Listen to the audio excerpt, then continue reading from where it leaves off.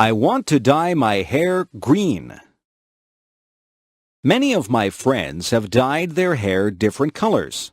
I don't mean normal hair colors like brown or black. My friends have dyed their hair orange, purple, and blue. I told my mother that I would like to dye my hair green. I explained to my mother that I would only use food coloring. The green would not last forever. My mother said that dyeing your hair was a silly fad. She said that I would not look good with green hair. I said that if I couldn't dye my hair green, maybe I could get a nose ring. My mother said no.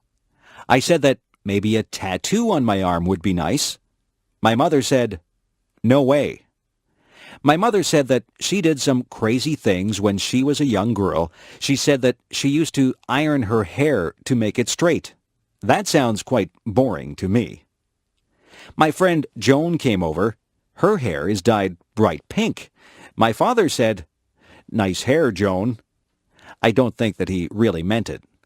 My mother says that when I am an adult, I can dye my hair whatever crazy color I like, but for now, she would like me to leave my hair its natural color. I tried to tell her that all my friends were doing it.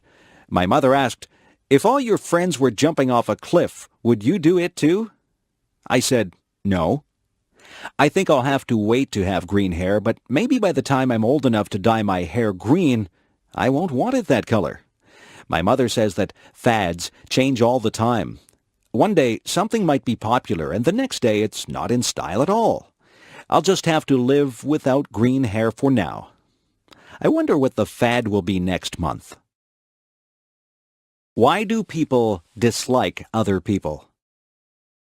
Some people don't like other people just because they look different. I think that is silly. I don't think that it is fair to judge someone by the way they look. Some people look very nice, but they are mean or cruel. Some people look very ordinary, but they are incredibly nice. I remember when I was in grade 1. I saw a girl across the room. She had a mean look on her face. I thought to myself that she was probably not a very nice person. I stayed away from her and played with the other children. Then we had to play a game, and the teacher said that she would pick partners for us. The teacher picked the girl with the mean face as my partner. I didn't think that the game would be much fun at all with a partner who seemed as mean as that girl. I walked up to her and said hello. The girl's face changed. She smiled at me, and she began to talk to me. Her mean face disappeared. We had lots of fun playing the game. We laughed a lot and enjoyed each other's company. That girl became my best friend. Now, when I look at her, I see what is inside her. Sometimes she doesn't smile, but I know what she is like. She is a kind and funny person. I have learned that you can't judge a book by its cover.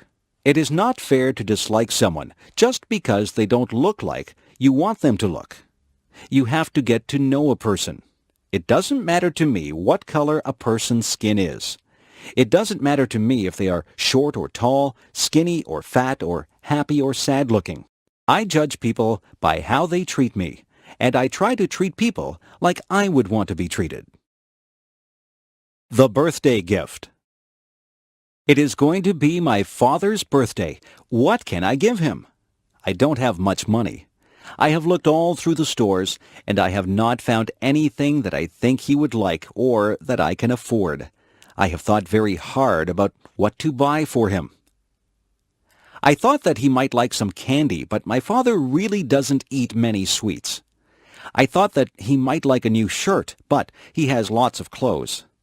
I can't afford a new car or computer for him.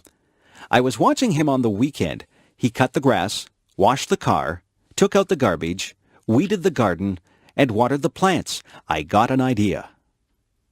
I went to my room and took out some paper. I cut out pieces of paper, and I wrote on them. I wrote on one piece of paper that I would wash the car every weekend for the summer. I wrote on another piece that I would take out the garbage every week for the summer. I also wrote that I would cut the grass, weed the garden, and water the plants every week for the summer. I made a birthday card for my dad, and I put the pieces of paper inside it. I went downstairs and gave my gift to my dad. My dad thought that the gift was very thoughtful. He said that it was a gift from the heart. I did all those things for my dad all summer. He said that he had a lot of free time because I helped him so much. My dad and I are good friends. I don't mind doing things for him because I know that he is always there to help me out. A good gift doesn't have to be something that costs a lot. My dad says that the best gifts are the ones that show how much you care for the other person. I'm glad my dad liked his gift. New Year's Day. On New Year's Day, people start a new year. Many people make resolutions. They resolve to be better people. Some people decide that they will lose weight so that they can be healthier. Some people decide to give up smoking. They also want to be healthier. There are all kinds of resolutions that people make. Some people try not to lose their tempers. Some people say that they will work harder. There are people who try to give up bad habits. Every year, my brother says that he will stop biting his nails. He stops biting his nails in January, but by February, he always starts again. That is the thing about New Year's resolutions. People seldom keep them. Everybody starts out with good intentions, but it is very hard to stick with them.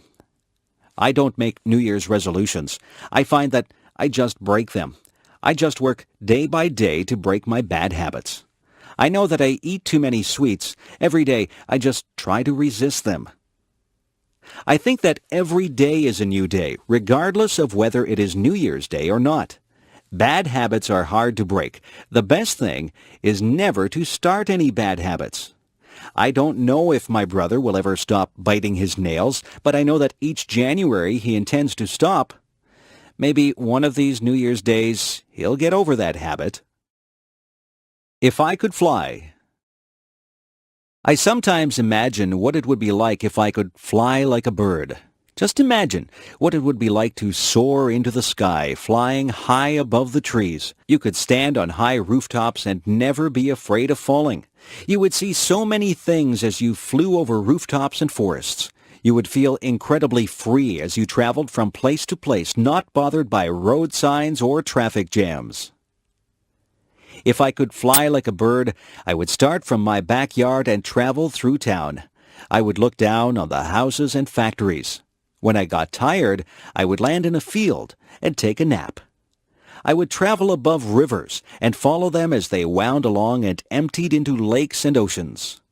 I would fly above parks, and I would call out to the children as I flew high above them. I would dip and dive as I flew. I would soar up high and dive down low so that I could almost touch the treetops. Have you ever flown? I know that you can't fly like a bird, but you might have taken an airplane ride. When you're in an airplane, you pass through clouds. It is exciting to take an airplane ride. I love taking airplane flights. I like to look down at the earth. When you're up that high, everything below you looks tiny. That's the closest I'll get to flying like a bird. But I can still use my imagination and spread my wings and soar high above the world just like a bird. What I look for in a friend. What is it that makes somebody your friend? Some people are nice and you have fun with them. Some people are nice to talk to, but they don't become special to you. Some people become very close to you.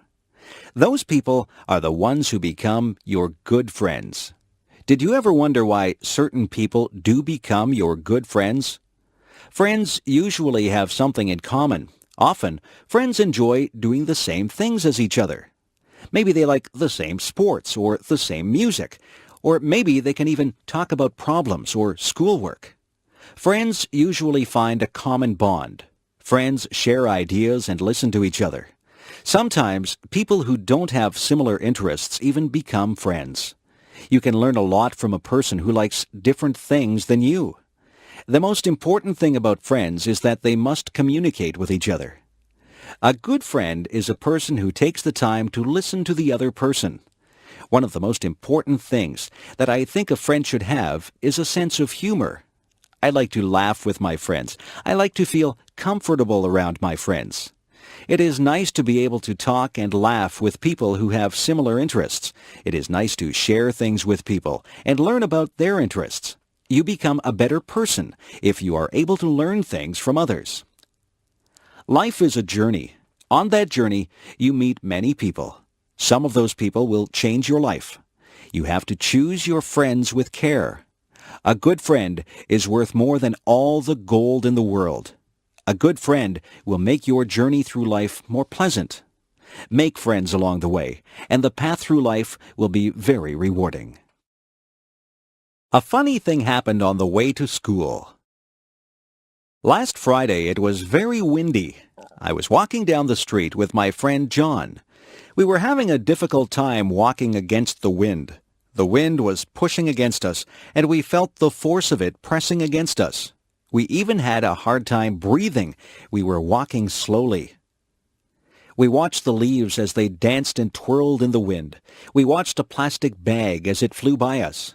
We saw a little boy whose baseball cap flew right off his head. His cap flew along the sidewalk, and he had to chase it. He finally caught it, and he held it in his hands tightly after he got it back. The trees were swaying frantically. Their branches swished and waved in the wild wind. John and I were hit by flying bits of paper and leaves. We laughed when a garbage can lid rolled along and hit John in the leg. We saw another garbage can rolling along the road as if it was alive. Everything was moving because of the wind. Then the funniest thing happened. I wasn't paying any attention, and a paper bag came flying up the street toward us. It hit me right in the face and covered my whole face. At first, I didn't know what had happened. I was blinded. I couldn't see where I was going. I stopped and held out my hands. When I stopped, the bag fell off my face. I looked at John. He was laughing very hard. He was laughing so hard that tears were rolling down his cheeks. He said that I looked very funny with the brown paper bag stuck to my face. I started to laugh too. We laughed about it all the way to school. John said that he wished he had a camera. He would have taken a picture of me with the bag on my face. Advice. Sometimes my mother gives me advice. She tells me to save my money for a rainy day. She says that I should eat my vegetables if I want to be strong when I grow up. She says that you reap what you sow. I didn't know what that one meant, so I asked her. She said that if you are good to people, they will be good to you. If you do bad things, then bad things will come back to you. My mother is always giving me advice. She says that a penny saved is a penny earned. I am still thinking about that one. Some of these things are difficult to understand. My mother is very wise. She says that she has learned from her mistakes. She tells me that she would like me not to make mistakes, but she says that everyone does make mistakes. The important thing is that we learn from our mistakes. My mother says that nobody is perfect. My mother tells my sister that time is precious. My sister wastes time, and my mother doesn't like that. My mother tells me to be true to myself. She says that I should not follow the crowd. I should listen to my own conscience and do what I think is right. She says that it doesn't matter if you fail at something. The important thing is that you try. If you've done your best, then that is all that matters. I listen to my mother. I think she gives very good advice. My mother has a lot of common sense. I hope I am as wise as she is when I have children of my own. Sometimes I wish that she would not give me so much advice. I think that I know what I'm doing. But in the end, I always remember what she has said, and I try to live by the standards that she has set for me. Take the advice that your parents give you. They only have your best interests at heart. A trip to the hospital. I have to get my tonsils out. I'm not really happy about it, but I'm tired of being sick and having sore throats. I have to go to the hospital 2 hours before my surgery. My mother will go with me. The nurses will take my temperature and check my blood pressure. They will make sure that I am ready for my operation. I will be dressed in a white gown and I will be wheeled down the hall to the operating room. I can't have anything to eat or drink for a long time before my surgery. My mother will walk down the hall with me. Then she will wave goodbye as they wheel me into the operating room. The doctor and the nurses will be busy in the operating room. They will be getting ready to perform my surgery. The doctor will say hello to me and tell me that he is going to put me to sleep. He will put something into my arm. He will tell me to count backwards from 10. I think that I will only say 10, 9, and then I will be fast asleep. I won't be awake for the surgery. When I wake up, I will be surprised that the surgery is over. My throat will hurt and I probably won't feel very good. My mother will be there with me. The nurses will give me a drink and try to make me comfortable. I won't be in the hospital overnight. I will go home later in the day. My parents will have to make sure that I have a lot to drink. I can't eat any hard foods or they will hurt my throat. I will sleep a lot because I will not feel very well for a couple of days. It won't take long before I recover from my surgery. Sometimes we need surgery to make us feel better. Hospitals can be a bit frightening, but the doctors and nurses are very nice, and their job is to make you better. If I was tiny. Imagine what life would be like if you were 2 inches tall. You would have to be careful that nobody stepped on you. You would have to watch out for cats, dogs, and birds. It would be very dangerous, but just think of the things that you could do. You could live in a dollhouse or even a shoebox. You could use a bottle cap for a plate. You would have to wear doll's clothes. A stamp would make a lovely picture to hang on your wall. You could hide in a mouse hole or a drawer. You wouldn't need much food. You could probably live comfortably on the crumbs that people would leave on the table. A thimble would make a good cup.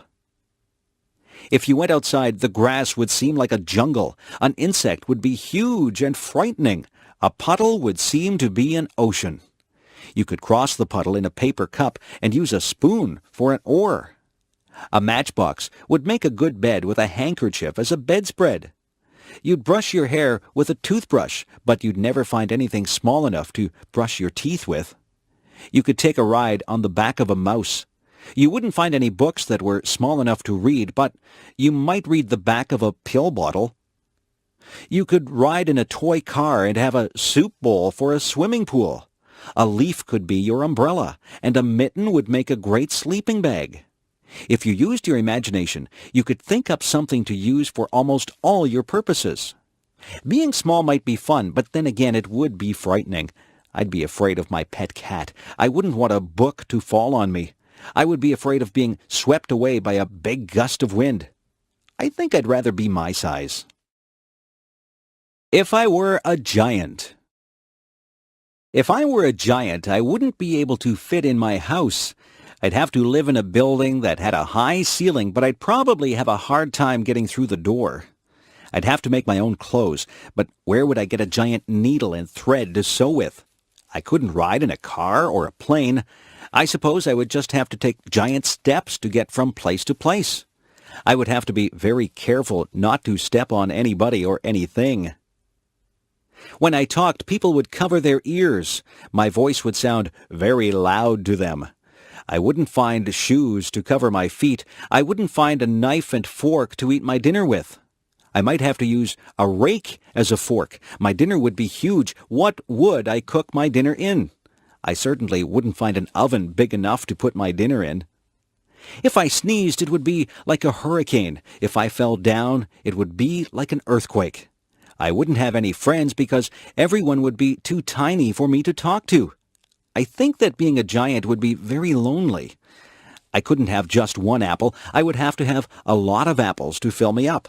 I would have to drink gallons and gallons of water to quench my thirst. I could never relax under a tree. I would be taller than all the trees. I don't think that being a giant would be fun. I won't ever make a wish to be a giant. I would rather be my height. I'm very happy the way I am. Do people have the right to smoke in public? My father used to smoke. He got very ill. The doctor told him that he had to quit smoking. My father tried for a long time to quit. It was very difficult for him. Smoking is an addiction. After many months, my father finally gave up smoking, but he still craved a cigarette once in a while. He says that quitting smoking is the hardest thing that he has ever done. When my father did smoke, he smoked everywhere. He smoked in restaurants, stores, and many public buildings.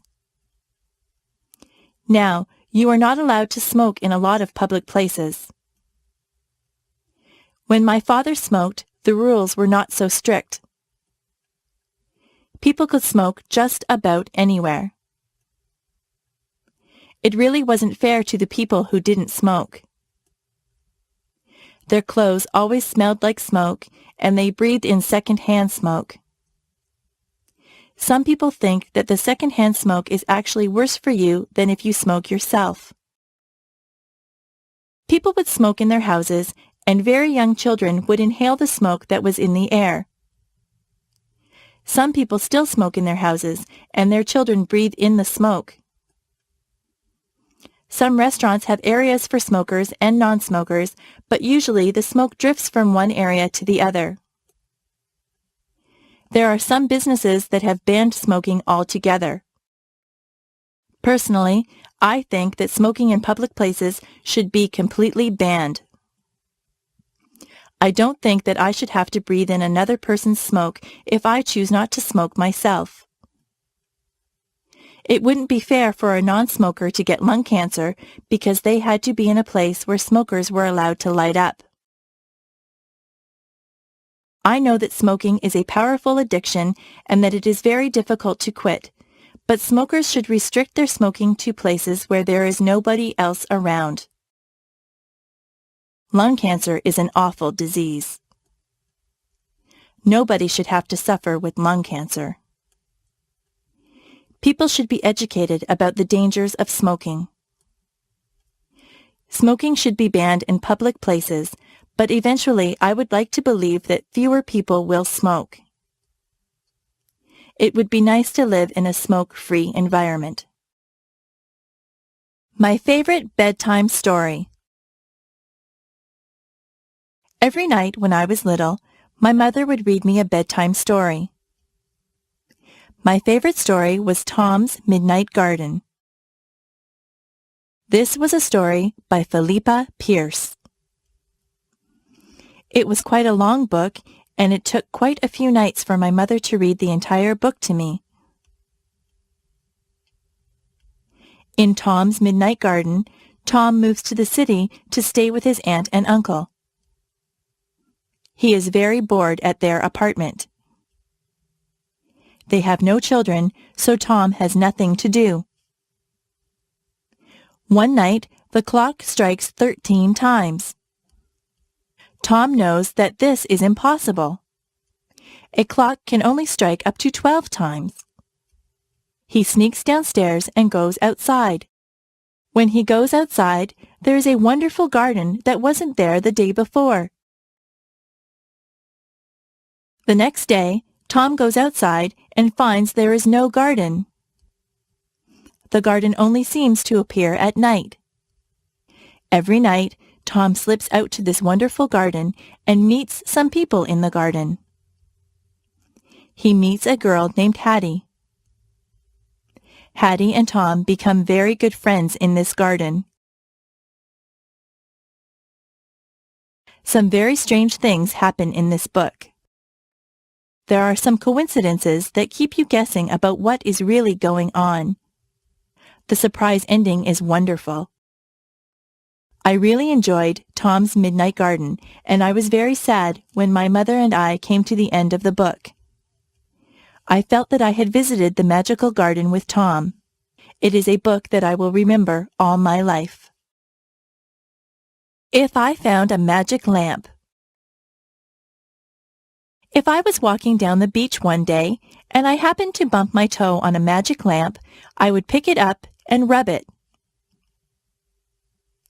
If it was a real magic lamp, but I don't believe that there really is a magic lamp, a genie would pop out in a cloud of smoke and he would call me Master.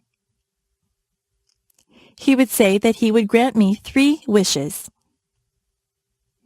I would have to think very hard about those wishes because I wouldn't want to waste them. I don't think I'd want millions of dollars. Money doesn't buy happiness, or so they say.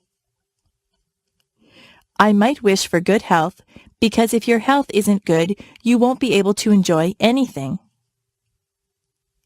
Some people might wish for beauty, but beauty is only skin deep. Some people would wish for a mansion or a beautiful car or a big boat. I don't want any of those things. Some people would want fame. Some people would want talent. Some people would wish for happiness. That might be a good thing to wish for. Yes, maybe I'd wish for health and happiness, but what would my 3rd wish be? I could wish for something enormous, something global. I could wish for world peace. That would be a wonderful thing if somebody could grant me that. Yes, that would probably be my 3rd wish. It's too bad there aren't any genies inside magic lamps. I won't get my 3 wishes. I can still work toward getting my wishes. I can eat well and exercise to stay healthy. I can be involved with a lot of things and be with my friends to stay happy. I can volunteer my time to different organizations to help achieve world peace. I can do my fair share in my community to help others. That's how I can get my 3 wishes, not through a magic lamp. I can only get what I want through self-determination and hard work. That is the key to getting your wishes fulfilled. Superstitions. I am not superstitious, are you? Yesterday was Friday the 13th. Some people think that Friday the 13th is an unlucky day. I think that it is just like any other day. Some people believe that if a black cat crosses your path, you will have bad luck. I don't believe that either. My mother always gets upset if I open an umbrella in the house. She says that is bad luck. She is probably right about that one because an open umbrella would take up a lot of space and you might knock things over. If your left hand is itchy, you are supposed to get money. I have had an itchy left hand before, but I haven't received any money because of it. It is bad luck to walk under a ladder. That is probably true because you might knock somebody off the ladder or have a can of paint fall on top of you. If you are acting in a play, it is bad luck if someone says, "Good luck" to you. This is very confusing. You are supposed to tell an actor to break a leg. It doesn't mean that you want the actor to break his leg. It means good luck to the actor. Actors have a lot of superstitions that are very unusual. I am not superstitious. I don't believe in superstitions at all. It is just fun to learn about superstitions. Some of them are very old and have been passed down from generation to generation. I once did a project at school on superstitions. It was a very interesting topic and I got a good mark for it. Help. Did you ever have to call for help? Were you ever in a situation that was an emergency? It is good to know what to do in case of an emergency. You should always know how to get in touch with the police and fire departments. I have read stories where very young boys or girls have called the police and saved their friends or family members' lives because they knew just who to get a hold of. If you see a fire, you should call the fire department. A lot of tragedies have been prevented because the calls have been made quickly. It is important that emergency vehicles arrive very quickly. That is why those vehicles have sirens. When their sirens go, it means to get out of the way. Policemen, firemen, and ambulance attendants are trained to handle very difficult situations. They often save people's lives. They go through a lot of training to become good at what they do. They never panic in emergencies. For your part, you should keep emergency numbers near the phone or know what the emergency numbers are. Where I live, there is a special number that you call for any emergency. We teach that number to everyone, even very tiny children. It is important to remain calm if you need help. If you call an emergency number, you have to be able to speak clearly and tell the person you are talking to exactly what the problem is. I hope you are never in an emergency situation, but it is a good idea to be prepared. The peach orchard. When I was very young, I lived near a peach orchard. Now there is a park where the orchard used to be. I always remember the peach orchard because my grandmother and I used to go there and pick peaches. The owner of the orchard would let all the neighbors pick peaches. It's not the fact that I used to get many ripe, tasty peaches that I remember. It's the time that I used to spend with my grandmother that I remember. My grandmother was very old, but she was very healthy. She used to walk a lot. I think that is what kept her fit. She had a lot of energy, so she liked to go to a lot of places. She would get a fruit basket, and then she would ask me if I wanted to go to the orchard. I always said yes because I enjoyed walking through the orchard on a sunny day. We never climbed up on a ladder to reach the peaches. We just reached for the low-hanging fruit. My grandmother and I used to talk all the time that we were out there. It was nice to spend time with her. She told me many stories about when she was a young girl.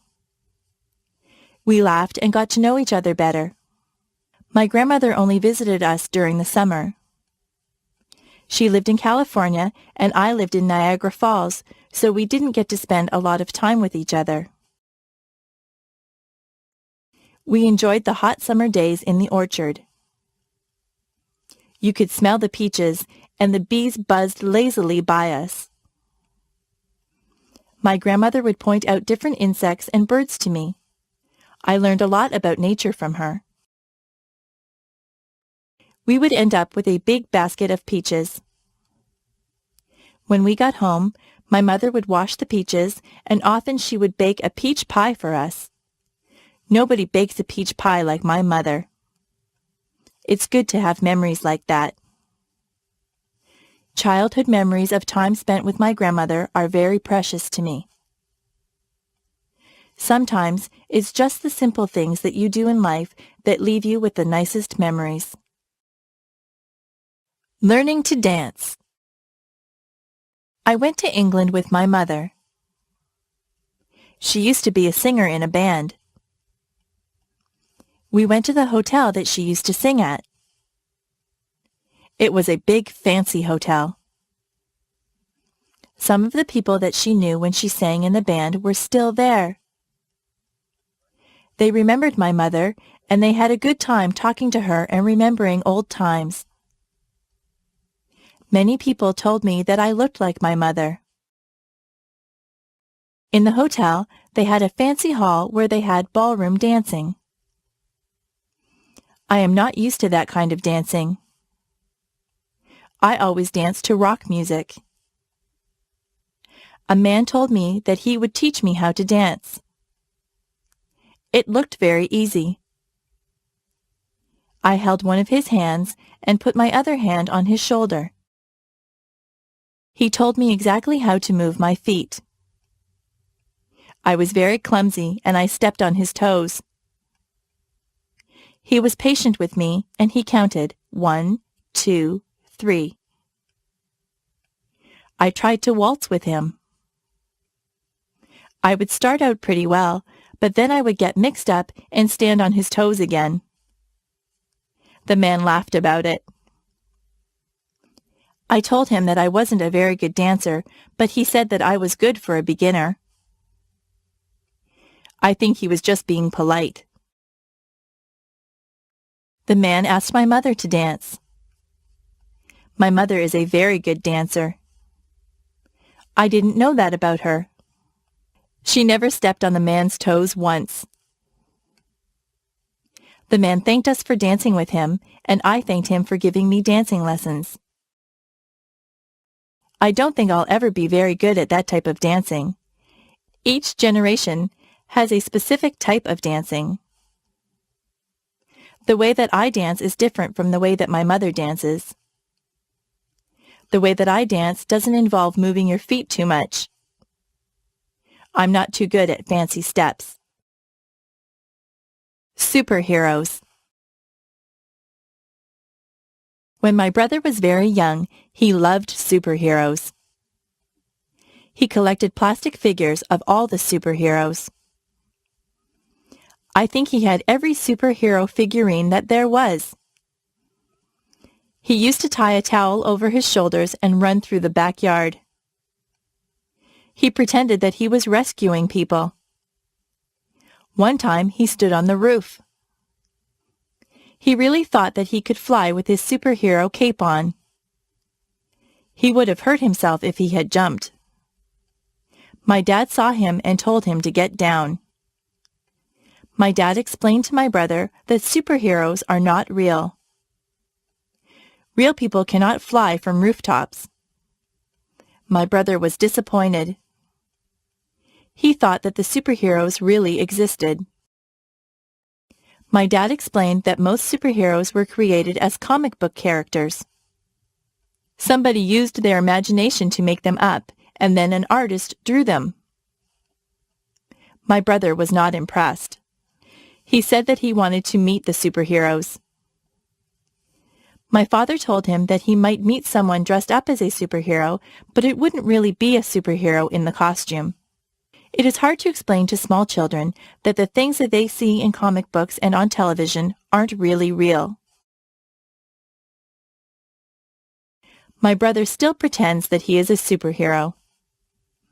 He doesn't jump from rooftops, but he runs around and makes noises like he is flying. I look at him and remember when I used to do things like that. I'm more mature than my brother. I know that superheroes aren't real, but I know that he is having fun and using his imagination. Being a princess.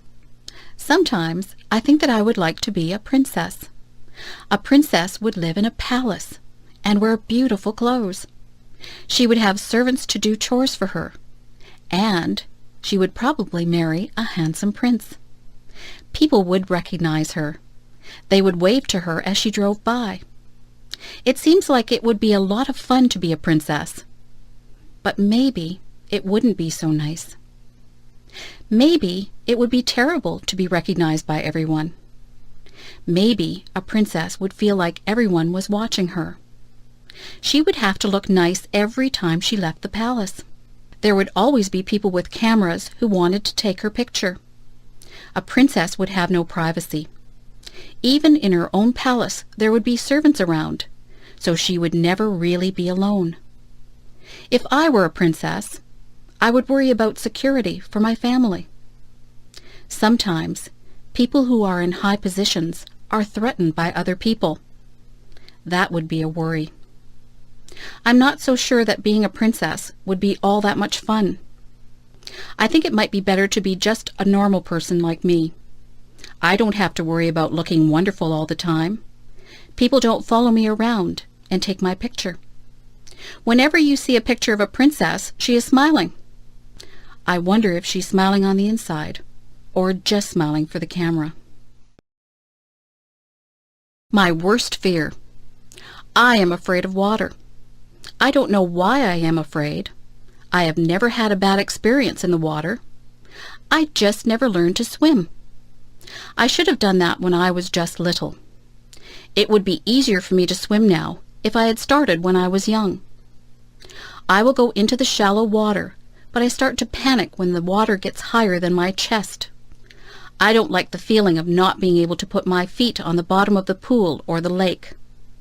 I don't like to get water up my nose. I choke and cough when that happens. My friends just tell me to relax and I will float, but I find it hard to relax in deep water. They keep telling me that if I panic, I will sink. Most of my friends have had swimming lessons. Some of them are even lifeguards. They have tried to teach me to swim, but I think I need to go to a place where they actually teach swimming. It would be nice to jump into a pool of cold water on a hot summer day. That would be so refreshing. If I go out onto a boat, I always wear a life jacket. I think it is wise to do that. Everyone should wear a life jacket on a boat. I would rather be safe than sorry. I have decided that I will overcome my fear. I will go and take swimming lessons. I have a goal. By this time next year, I would like to be able to swim the length of the pool without being afraid. It is best to face your fears and deal with them. I hope that I can overcome my fear of water.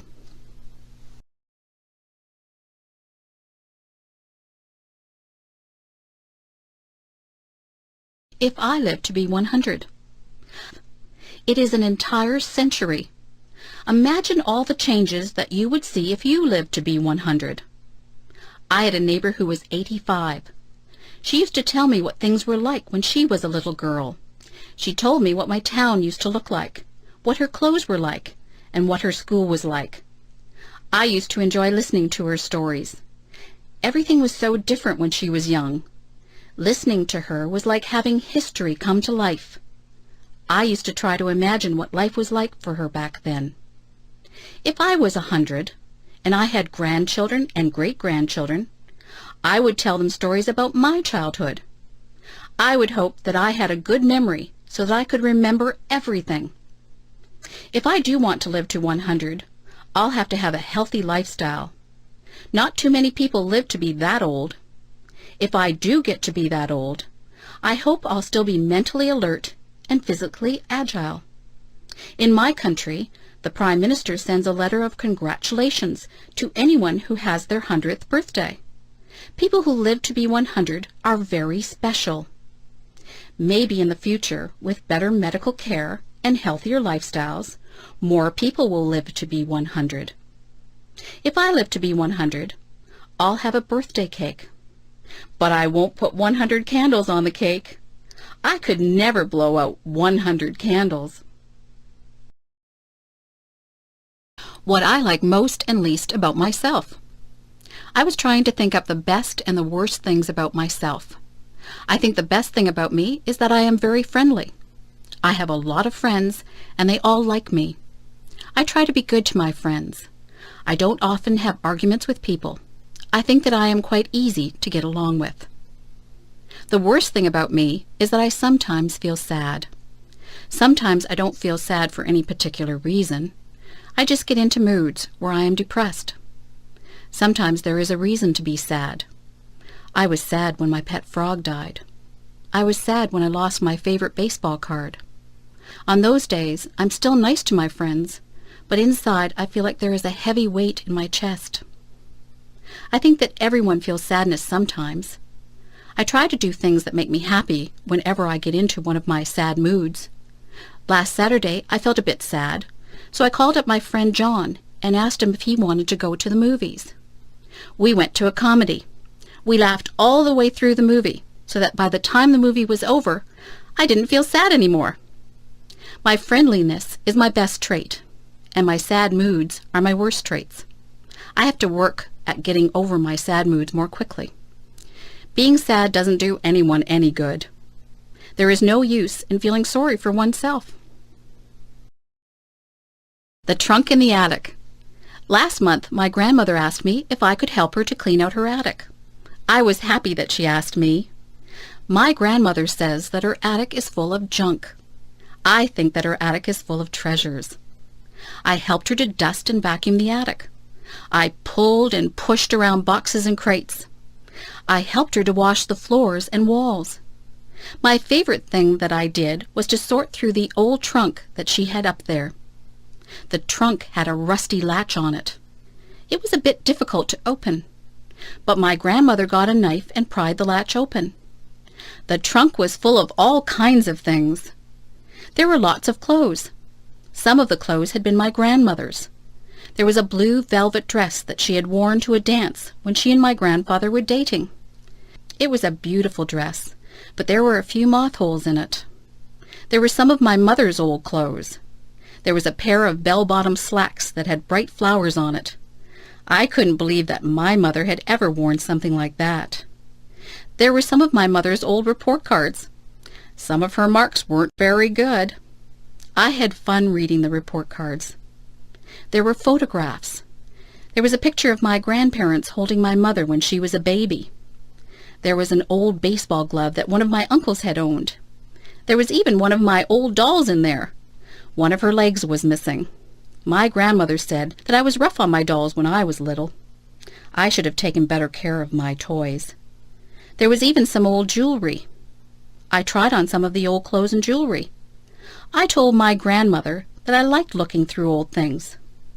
My grandmother told me to keep whatever I wanted. She said that it was all junk. I still say that her trunk was full of treasures. Hot and cold. I notice that whenever it is summer, people complain about the heat. But whenever it is winter, people complain about the cold. It seems that people are never satisfied. I don't like the winter. It is usually much too cold for me. My teeth chatter and my fingers turn numb whenever the weather gets cold. It is hard for me to warm up once I start to freeze.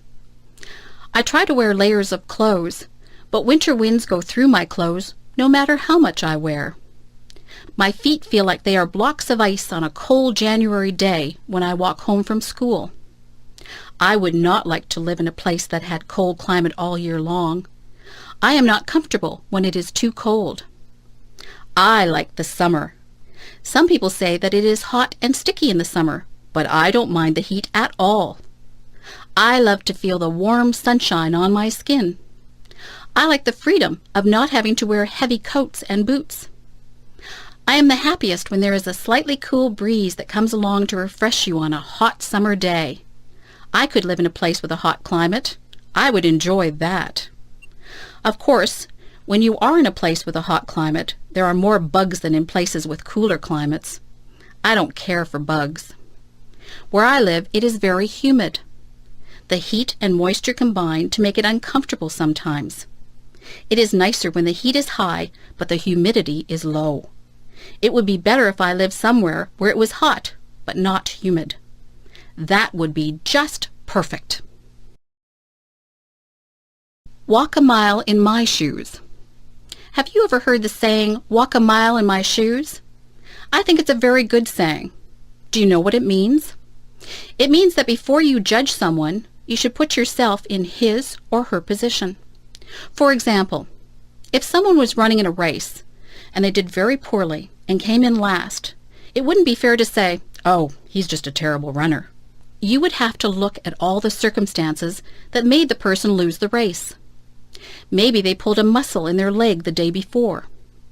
Maybe this is their very first race.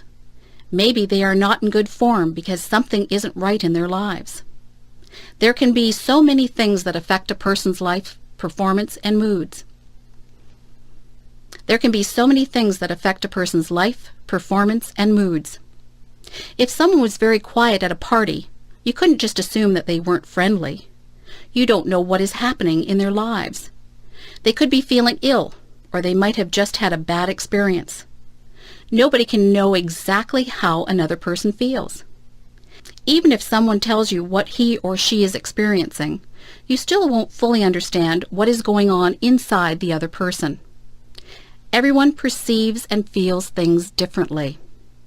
To walk a mile in someone else's shoes is to try and understand things from that person's perspective. We are all shaped by the events that have taken place in our lives. No two people have gone through the exact same things. So, before you are quick to judge someone, stop and think about what it is that they might have gone through. You won't always understand why people do what they do, but you can try to understand and put yourself in their position. If I could go back in my life and do some things differently, this is what I would do. I would not waste so many hours in front of the television set. I would get out and enjoy my life rather than watching actors in shows. I would be a little more considerate of other people. I would realize that my mother has more to do than pick up after me. I would pay more attention in school. Tests are easier when you have paid attention rather than fooling around in class. I would save more money rather than spend it on useless things. I would read more. Reading is enjoyable, and it opens the doors into all kinds of wonderful places, both real and imagined. I would learn to play an instrument. Music is always appreciated if it is played well. I would eat better foods. I would try to stay healthy through my diet and exercise. I would take more pictures, and I would keep a journal. Memories are very precious. I would take the time to listen to what people have to say. People appreciate a good listener. I would take the time to enjoy each day as it comes. Sometimes I am so busy looking forward to what is coming up that I don't take the time to enjoy the day that I am living in. That's what I would do if I could go back in my life. In fact, I think I'll just make a habit of doing all of those things all through my life. Joking. Joking is good. Jokes can be very funny. Jokes can also be hurtful. Jokes can be tasteless too. It is not an easy thing to find jokes that do not offend anyone. Some jokes make fun of different races. Those jokes are not funny. They are hurtful. It is not right to tell racist jokes. Many jokes use bad language or are about questionable subject matter. These jokes are also not acceptable. Many people are highly offended by rude jokes. What some people find funny, others will not. Comedy is a very personal thing. Some people like slapstick comedy. That is the kind of comedy that the Three Stooges use. Some people like very subtle humor. Some people will laugh at just about anything. Sometimes it is not appropriate to laugh, but you feel like laughing anyway. Did you ever see anyone fall down? Did you feel like laughing when they fell down? You were probably worried that they had hurt themselves, yet the way that they fell was so funny that you felt like laughing. It's not funny when someone falls, but you can't help but laugh even though you try to hide it. Jokes and comedy differ from culture to culture. Many people from other countries come here and don't understand our comedy. Jokes and comedies are often geared toward our environment. Sometimes comedians make fun of the things that we do in our day-to-day lives, like going to the bank or going grocery shopping. We can all relate to that. Being a comedian is not an easy job. Telling jokes and making people laugh is extremely difficult. Jokes are fun, and they are funny if they are good. Jokes can get you into a lot of trouble if they are inappropriate, and sometimes they're just not funny and nobody laughs. Here's a joke. Why does the cow wear a bell? Because its horns don't work. Do you get it? Do you think it is funny? Well, maybe it's not that funny.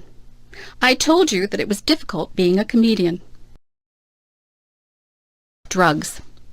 There are two different types of drugs. There are legal drugs and there are illegal drugs. Legal drugs are the type of drugs that the doctor gives you when you are sick. Illegal drugs are the drugs that people sell on the street. Illegal drugs are very dangerous. If someone ever wants you to try any type of substance that you are not sure about, you should always say no. People who sell drugs on the street are criminals. If they get caught, they will be sent to jail. They sell drugs to get money. They don't care that people's lives are ruined from taking drugs. If you take illegal drugs, you can become addicted to them. That means that you just have to have the drug no matter what. Some people steal from other people to get money to buy drugs. Drugs affect your mind. If you take drugs, you will not be able to think clearly. Your marks in school will drop. Your memory won't be very good. Your personality won't be the same.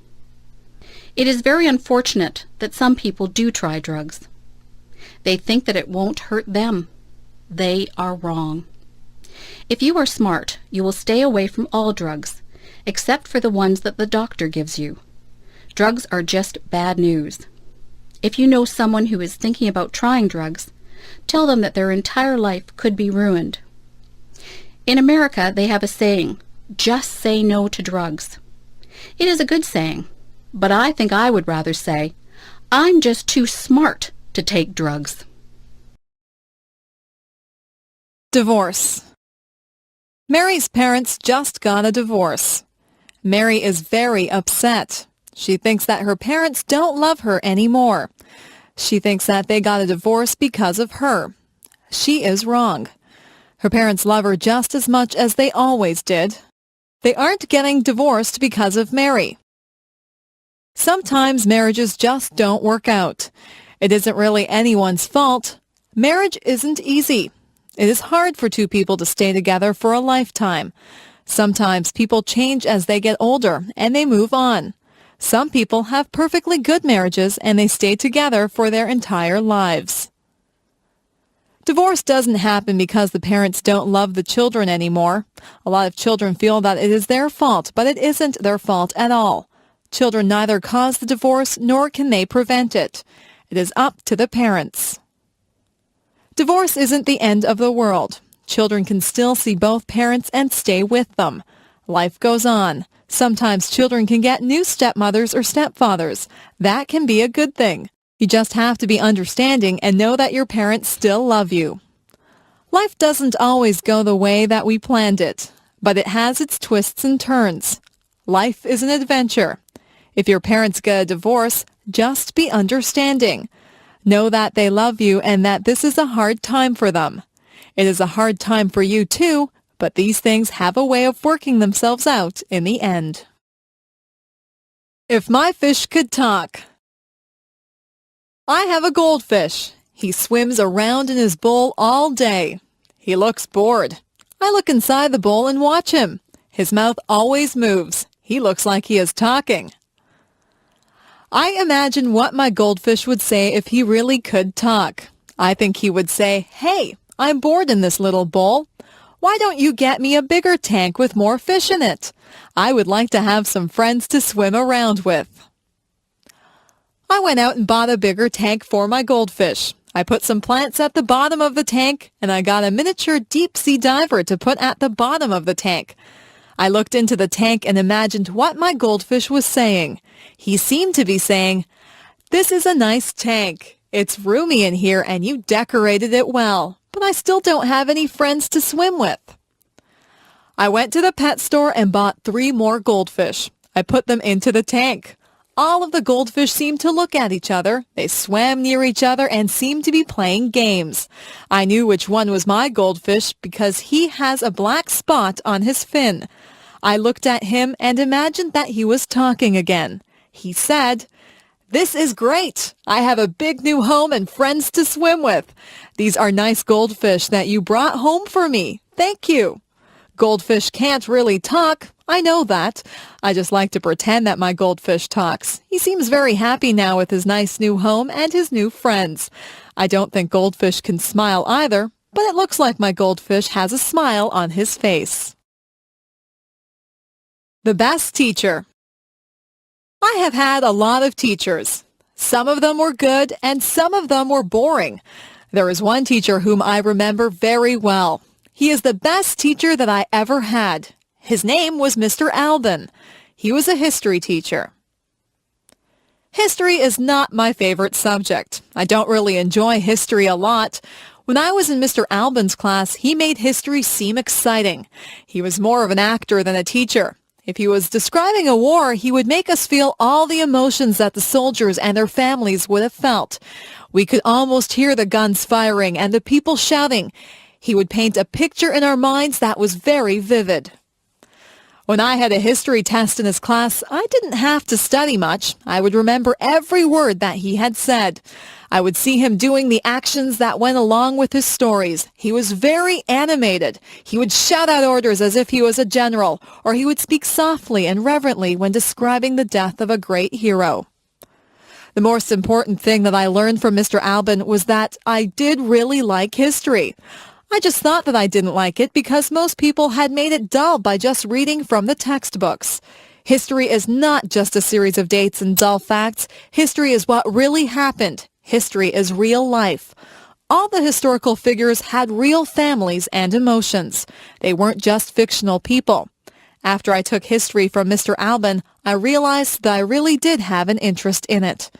He was my favorite teacher, and I will always be grateful to him for making me aware of just how interesting history really is. Weather. Sometimes I watch the weathermen on television. It is fascinating to watch him point to different areas of the country on the map. He tells us where the weather will be nice and where it will be bad. The weatherman is not always right. Weather reporting is not an exact science. Nothing is very exact when it comes to the weather. The weather department does a lot of research, but they can never be sure of exactly what will happen. Sometimes it looks like it will be clear, but the wind changes direction and clouds move in. The weathermen can warn people if there is a chance of a hurricane or tornado. The weathermen can also warn people of floods. Sometimes entire towns have to be evacuated because of bad weather. It is important to be aware of the weather. For example, it is not good to be caught in the middle of a field when there is going to be a thunderstorm. You might want to take extra precautions if there is going to be a heavy snowstorm. You would need to be in a secure place if a hurricane or tornado was predicted. You might want to cancel a picnic if you knew that it would rain that day. The weather affects us in so many ways. Some people are really affected by dull, cloudy days. If there are no sunny days, they become very depressed. Heavy air pressure can cause some people to have headaches. Weather affects all of us in one way or another. It is always a topic of conversation. People often say things like, "Hello, it's a beautiful day today." Often we plan our lives and activities around the weather. So if you are planning on walking home tonight, keep an eye on the sky. Are those rain clouds up there? You might need an umbrella. How to avoid catching a cold. How many colds do you catch in a year? Most of my friends catch quite a few colds. They cough, sniffle, and sneeze. They carry around tissues and blow their noses all the time. Their eyes water and they have scratchy throats. I don't get many colds. In fact, I can go for a whole year and never catch a cold. This is why I consider myself an expert on how not to catch a cold. I'll tell you how to avoid catching a cold. I think that you need to take a lot of vitamin C. I eat a lot of fruits and vegetables. I drink fruit juice too. I also take vitamin C pills. Whenever I begin to feel a cold coming on, I make sure that I have taken my vitamin C pill and I drink a lot of orange juice. That usually knocks the cold right out of my system. I make sure that I get a lot of fresh air. In the winter, a lot of buildings are shut up tight so that the air is stale and people's germs circulate through the buildings. I get outside and breathe in fresh, clean air. If somebody is rude enough to cough or sneeze right in front of me without covering his or her mouth, I just hold my breath for a second. I'm not sure if this works or not, but I don't want to breathe in anybody's cold germs. Many germs are passed through hands. It is important to wash your hands thoroughly if you touch anything in a public place. If I hold a banister while I'm walking down the stairs, I think of all the people who have used that banister, and I make sure that I wash my hands before I eat. Doorknobs also have a lot of germs on them. Money is another thing that is passed from hand to hand and is covered with germs. Sometimes I see people stick money into their mouths. Just think of all the germs that you would be putting into your mouth if you did that. If you just give it a little bit of thought, you can avoid a lot of germs that cause colds. If you eat good food and stay fit, your body will be able to fight off the germs that causes colds and other diseases. It is not always possible to avoid colds, but if you do catch a cold, drink plenty of fluids and get a lot of rest. The future. I sometimes wonder what life will be like in the future. Life has changed so much in just the past few years. I'm sure that there are still big changes that are coming. Do you think we'll still drive cars? Maybe we'll get into computerized vehicles that we won't have to drive. We'll just push a few buttons and the vehicles will take us to wherever we have to go. Maybe there won't be roads. We might just fly through space to get where we want to go. Instead of telephones, we'll just use our computers. We'll be able to see each other when we talk. That type of thing is already happening. Maybe we won't have to cook our meals. We might be able to push buttons to order whatever we want. A nice roast beef dinner or an ice cream sundae might just pop out of a machine. It would be nice to have a robot to clean the house for you. In the past few years, computers have been extremely important. People used to write to each other through the mail. Now people communicate so much more frequently through email. Most of my friends own computers. If we had all of these things to do the work for us, what would we do? We would still need people to program the computers. We could spend more time being creative rather than doing everyday chores. The future holds many surprises. I'm sure that technology will become even more and more amazing. When my parents were young, they had never even seen a color television. Nobody owned a computer. It doesn't take long for things to change a lot. Who knows what amazing things are in store for us? Giving a speech. I had to give a speech last week. I gave a speech to 300 people. I had to speak in front of a group of students. I had to tell them about a campaign that we were having to raise money for cancer research. Giving a speech can be a difficult thing. When you stand in front of a big crowd, you can get very nervous.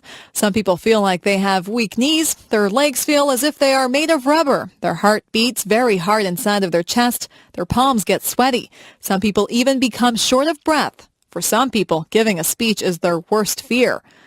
When you give a speech, everyone is looking at you. They are waiting to hear what you have to say. When you have 300 people looking at you, you have 600 eyes that are on you. It is a little frightening when you think of it that way. Before I give a speech, I take 3 big breaths. I calm myself and I remind myself that what I have to say is important. I like to be sure of what I am going to say, so I practice my speech in front of a mirror at home. I like to look like I am relaxed and friendly. They say that practice makes perfect, so the more speeches that you give, the better you will become at it.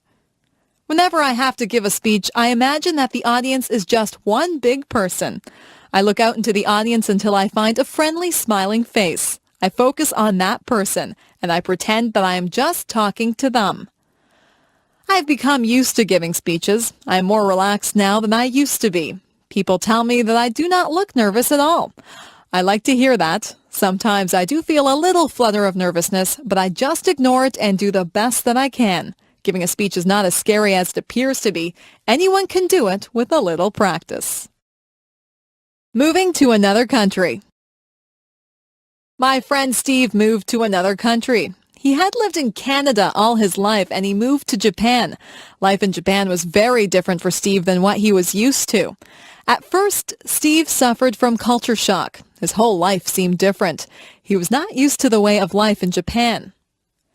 Steve was not used to the large crowds of people that walked up and down the streets in Japan. In his hometown in Canada, the streets were fairly quiet. Steve had to get used to the food. In Japan, the people eat a lot of fish. Steve had never eaten much fish before. Steve wanted pizza, but it was expensive in Japan. Steve said that he had to adjust his eating habits. The people in Japan have different customs than we do here in Canada. Steve didn't want to offend anyone, so he had to learn the customs. He had to learn about what Japanese people considered polite and rude. Sometimes in a foreign country, you can do something to insult someone without even realizing that you are being rude. At first, Steve had trouble with the language. He said that the only way to really learn the language is to talk to people. Steve talked to a lot of people. He made a lot of mistakes, but people were patient with him, and they tried to help him with his Japanese. It wasn't long before Steve felt more comfortable in his new surroundings. You have to be willing to learn new customs and a new language if you move to another country. Steve feels very comfortable in Japan and in Canada now. He is thinking about going to another country now. He thinks that he might like to try and live in Italy. I'm sure that he would get over his culture shock very fast if he moved there. Moving to a new country can be difficult, but if you are willing to learn, it can be a very rewarding experience. Look for the beauty.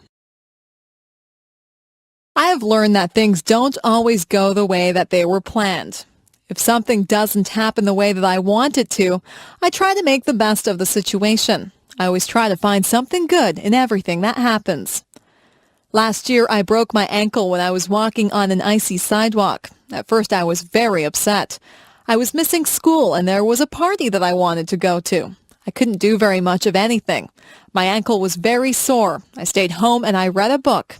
It was an excellent book and one that I probably would not have had time to read under normal circumstances. My friends brought my homework to my house and we had some really nice visits while they were here.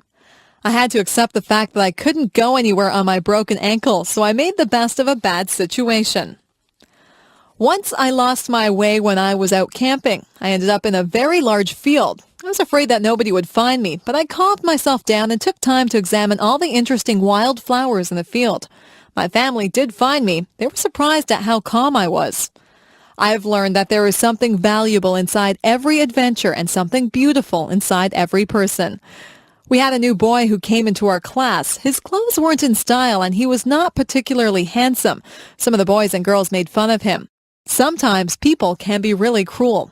He seemed to handle it all right, but inside I knew that it must hurt. Some of my friends and I invited him out with us. We found out that he had a terrific sense of humor, and he is probably one of the nicest people that I have ever met. He has since become one of my best friends. It makes me ashamed when someone that I know judges someone by how they look. It isn't fair to do that. You'll find that something good comes out of almost every situation. You'll find something good about almost everyone that you meet if you look hard enough. If something doesn't work out the way you planned it, just make the best of the situation. Look for the beauty in everything. My doll. When I was an infant, I got a rag doll. It was a very plain little doll, and it wore a clown outfit and a clown's hat. I used to take that doll to bed with me every night. I couldn't go to bed without my doll. My mother used to pretend that the doll was talking to me. She would make the doll dance and sing songs. I would talk to the doll. My mother would answer for the doll, but I was a baby, and I thought that the doll was actually talking to me. That doll was my best friend. I took her everywhere. One time I took her to a store with me, and I left her on a shelf in the store. We were halfway home when I realized that I didn't have my doll with me. I was very upset. My mother and I rushed back to the store. My doll was still there. I was so relieved. I hugged my doll, and I promised myself that I would never leave her anywhere again. I couldn't imagine life without that doll. Through the years, the doll became less important in my life. I had other things to do, but the doll still sat on my bed during the day, and I still took it to bed at night. I gave that doll a lot of love when I was little. In fact, I love that doll so much that she looks tattered and torn now. There are parts of her face and hands that are almost worn away. I had a lot of other toys when I was little, but none of them were ever so important as that doll. I don't play with toys anymore, but that doll is still in my room. She sits in a special chair in the corner. I'll always have that doll. No matter how worn out she is, I'll always keep her and cherish her as part of my early childhood. I am curious. I am curious about many things. I would like to find the answers to a lot of questions that I have. What holds the stars up in the sky? Why does ice form on the top of the lake when it is cold? Is there life on other planets? Why do we not fall off the face of the earth? How do caterpillars turn into butterflies? All of these things are mysteries to me. There are so many questions that are unanswered. I think I should go to the library and get a book to find out why people grow old. What makes a television work? I also want to know where electricity comes from. Who is the strongest person in the world? Who is the smartest person in the world? Why do some people have blonde hair and some people have black hair? Why do people in different countries speak different languages? Why do people have to die? Why are no two snowflakes alike? What makes people fall in love? What makes the rivers run? Why does the sun rise every morning? How did the oceans form?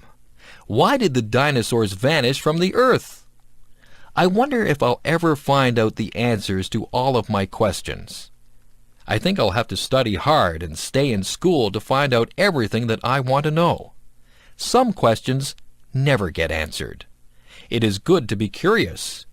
People who are curious about things are the ones who learn a lot, and some curious people go on to invent things and make important discoveries.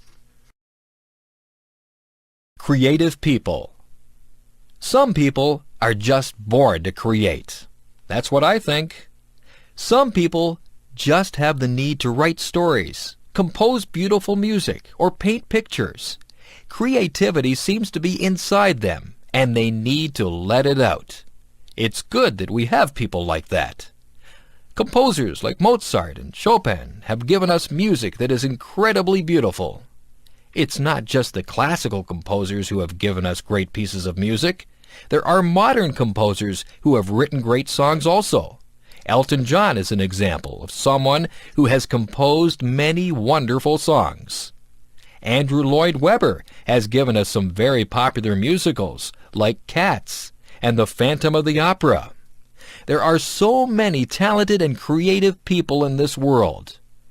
When you visit an art gallery, you marvel at how artists are able to recreate realism or make up something that seems totally unreal, yet beautiful. The American artist Norman Rockwell painted some pictures that actually look like photographs. He tried to portray life as it was in America. Through his paintings, one can get a good sense of American life through the years. On the other hand, artists like Jackson Pollock did not portray realism. Jackson Pollock painted abstract pictures. His paintings are just as good as Norman Rockwell's, but they are entirely different. Some books that we read are classics. Mark Twain portrayed American life through his characters Tom Sawyer and Huckleberry Finn. Charles Dickens brought Victorian England to life through his books. Most people are familiar with his Christmas Carol, where the mean and miserable Scrooge learns the true meaning of Christmas. People don't have to read the classics. There are modern writers who entertain readers through their stories. Stephen King has written a number of horror stories. Some of his books have even been made into movies. We are lucky to have creative people who share their gifts with us. If you are lucky enough to be creative, you should use your talents to create works of art that we can all share. Career choices. What do you want to be when you grow up? There are so many things that you can be. You might want to work in the field of law. You could be a police officer. You could be a judge or a lawyer. Maybe you'd like to work in the food industry. You could be a cook or a waitress. You might want to manage a hotel dining room. Perhaps you would want to do room service in a hotel. You could be a chef and make fancy meals for people. Maybe show business is what you'd like to be involved in. You could act in television shows or movies. You could sing or play an instrument in a band. If you like to help people, you could go into medicine. You could be a doctor or a nurse. You might be a surgeon and operate on people. There are other jobs in the field of medicine too. You could be an X-ray technician or a lab technician. It takes a lot of education to be a doctor. Maybe you would rather be a teacher. You could teach in a primary school or a high school. If you don't want to work with children, you could become a professor at a university. There are hundreds of other jobs to choose from too. You might want to fix cars or work in a store. You could be a dentist or a veterinarian. You could be a janitor or a zookeeper. There are so many jobs that I just can't name them all. Maybe you'd like to be a minister or an organist at a church. You could be a babysitter or a shop clerk. You might be interested in being an astronaut or a baker. You could work in a bank or at a shop. You could work on a construction crew and build roads and houses. Maybe you'd rather decorate the houses, so you could become an interior decorator. You could cut hair or be a driving instructor. The list is endless. There are even jobs that you may never have heard about. The choice is yours. You just choose whatever you want to be and do your best to become that. I could go on forever. You could work in a library. You could be a factory worker or a fisherman. You could make clothes or build bridges. You could wash windows or be a bricklayer. The possibilities are endless. I need glasses. I have been having trouble seeing the blackboard. Everything is blurry. I keep getting headaches. I told my mother about it, and she made an appointment with the optometrist. I went to a place where they made me read words and letters on a chart. Some of the words were big, and some were very small. I tried to read everything, but sometimes I couldn't see some of the small letters. The optometrist would cover one of my eyes while I read the chart. Then she would cover my other eye. She even put some drops in my eyes. I asked the optometrist if I had passed or failed the test. She laughed and said it wasn't that kind of test that you passed or failed. She was just trying to find out if I needed glasses. I did need glasses. My mother and I looked around. There were many pairs of frames. I wanted something that was in style. I tried on many pairs of frames. Some of them looked good on me, and some of them looked really funny on me. I finally chose a frame that was my favorite. I gave them to a lady who did some measurements. She told me to come back on Friday to get my glasses. On Friday, I got my glasses. My friends liked them. They said I looked smart in my glasses. I wore them to school on Monday, and I was able to see the blackboard clearly. I didn't realize how much I hadn't been able to see.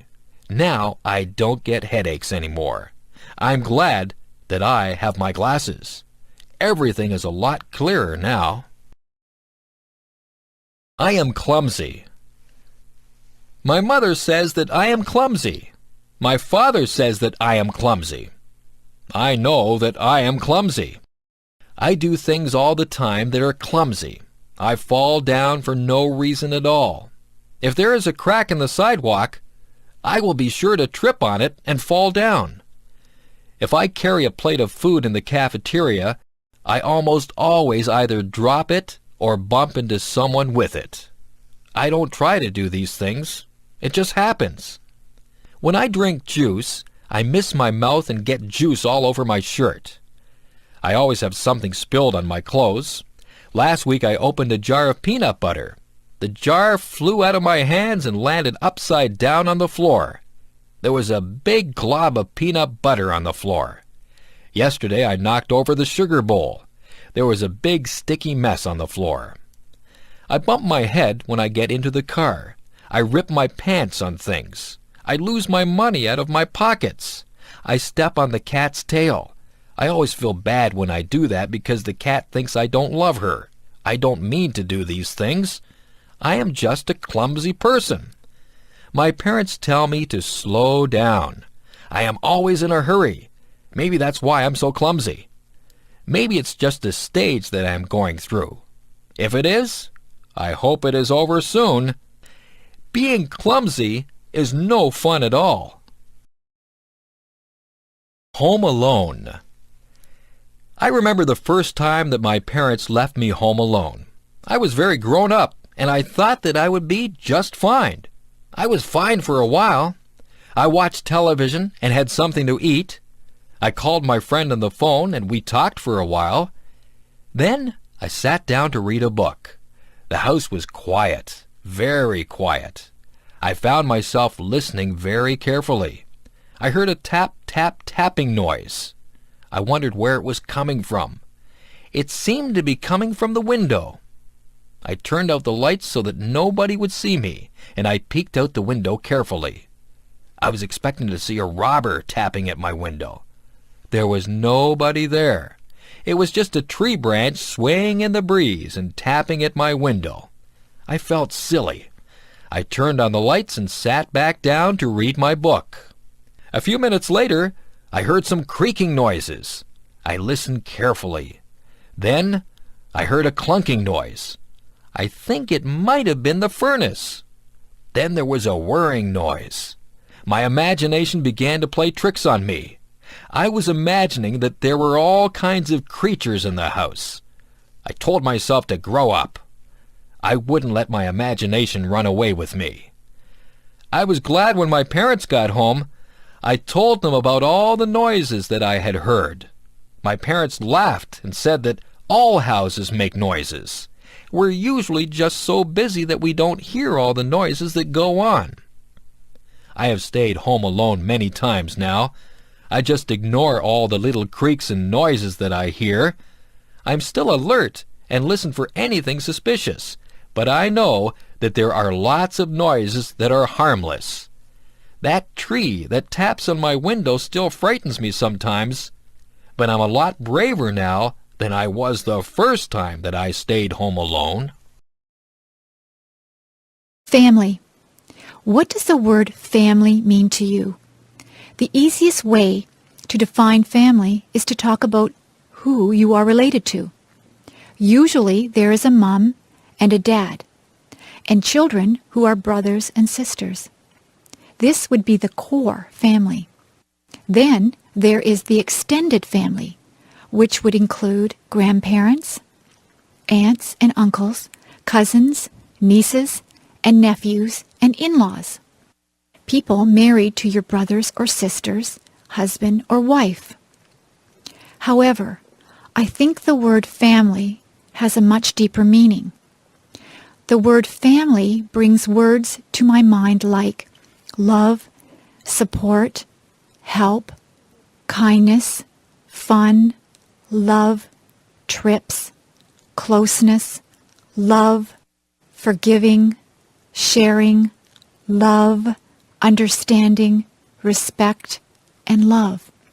You'll notice one word that is repeated over and over again, love. I believe if a family has real love for one another, they will be able to overcome any problems they may have. Actually, they may not have too many problems if they all love and respect one another. However, there are things that cannot be helped, like death, sickness, or accidents. It is during those hard times that a family's love helps them to go through those experiences. We had quite a few children in my family. There were brothers and sisters, which included an adopted brother and a number of foster children too. I was also very fortunate that I had both my mom and dad to live with and do things like vacations together. We had a lot of fun, and there were some times of tears too. Above all, we love one another. Family is a wonderful thing. I am so lucky. My first job. My first real job was during my last year of high school. I had taken classes in various business subjects. In that last year of high school, we could do a co-op. That meant we could work part of the time instead of going to school. It would count as a credit towards our diploma. The place I got a job was at a men's tailor shop. The owners were a very nice older German couple. They had 2 other men working for them too. One of the men had had brain surgery for cancer. He had a big, long scar all around the top of his head.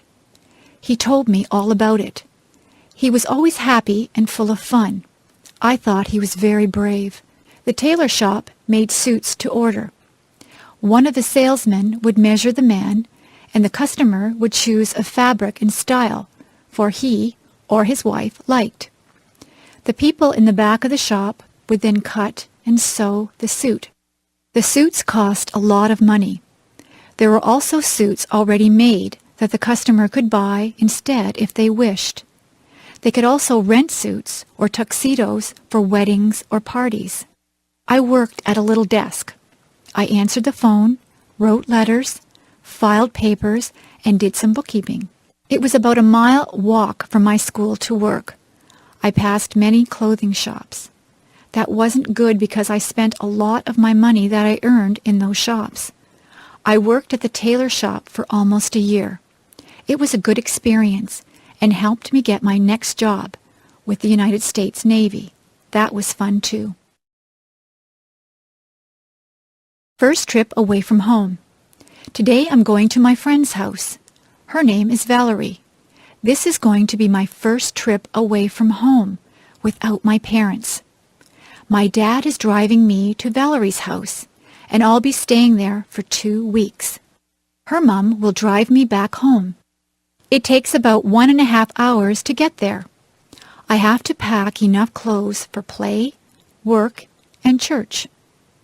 I hope I'll pack the right things. Of course, I have to remember my toothbrush and hairbrush. Valerie lives on a farm. I'll be helping her dad with milking the cows, I think.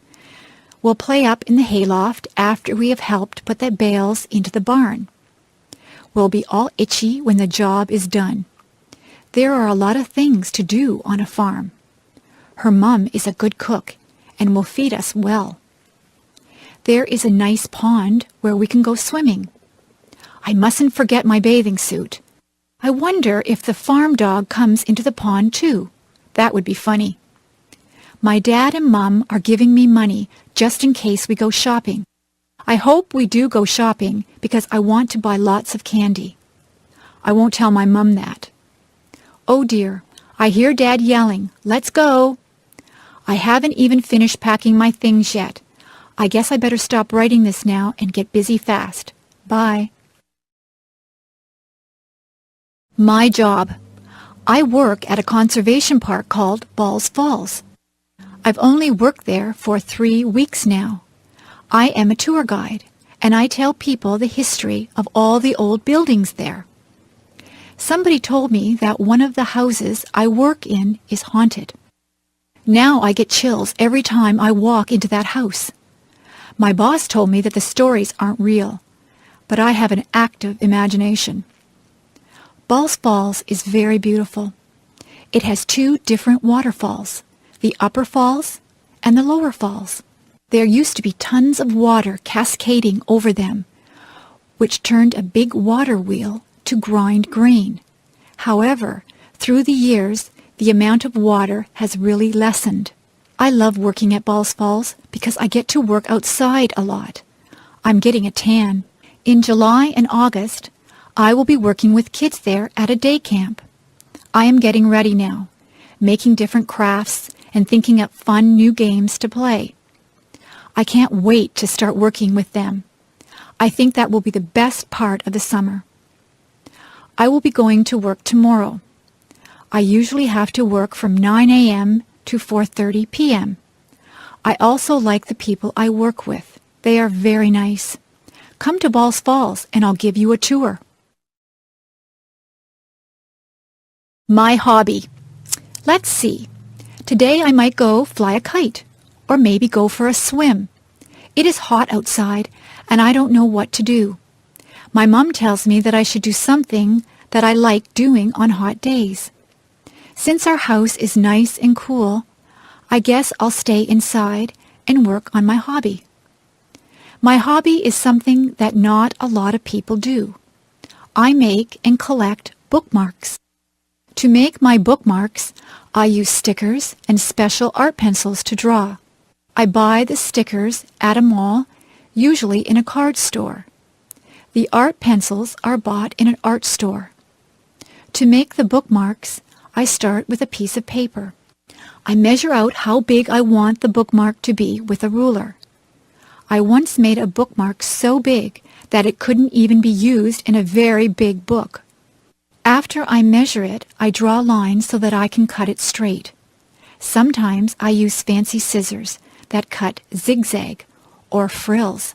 Then I start to decorate them. I like to draw cartoons and flowers on my bookmarks. Sometimes I even put real flowers on them. A lot of the time I write little sayings on the bookmarks.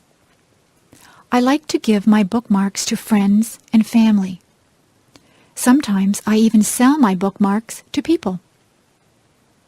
I like my hobby. I can draw whatever I want on the bookmarks. Maybe sometime in the future I will be a famous bookmark maker and even have my own store. If I had $1 million. If I had $1 million, I'd travel the world. I would go to the highest mountain. I would swim the deepest sea. I would probably buy a lot of clothes because I love clothes. More than anything, though, I would want to visit Ireland. I want to see the rolling hills and the green, green grass that everyone talks about. When I think of Ireland, I think of where my family came from many years ago. I am almost all Irish, and I would love to see my family over in Ireland. If I had $1 million, I would buy a Mustang or a Pontiac Sunbird car. I would buy a nice house with a big backyard and an outdoor and indoor pool. I would love to take my family wherever they wanted to go. I would buy them wonderful presents, too. However, I know that money does not buy happiness. It does not buy you friends or family. It may bring some happiness only for the moment, but in the long run, your family is what will be there for you if you love them and are there for them. If I had to pick between $1 million and my family, I would pick my family. The $1 million is a nice dream. If that dream ever comes true and I do get a lot of money, I hope I would use it wisely. A picnic. What a great day for a picnic! We're not only having a picnic, we're having a big bike ride, too. We did this last year with a lot of friends also. It was really fun. We meet quite early in the morning in a pretty little town. The town is where the Niagara River flows into Lake Ontario in Canada. The town's name is Niagara-on-the-Lake. Then all of the people, 50 or more, get on their bikes or rollerblades. We go on a bike path beside the river. The path we take is about 11 kilometers or 6 miles long. There are a lot of people using the path, too. We usually stop for an ice cream treat near the end or where we turn around to go back to our cars. It is just before the park where we will have our picnic and a steep hill.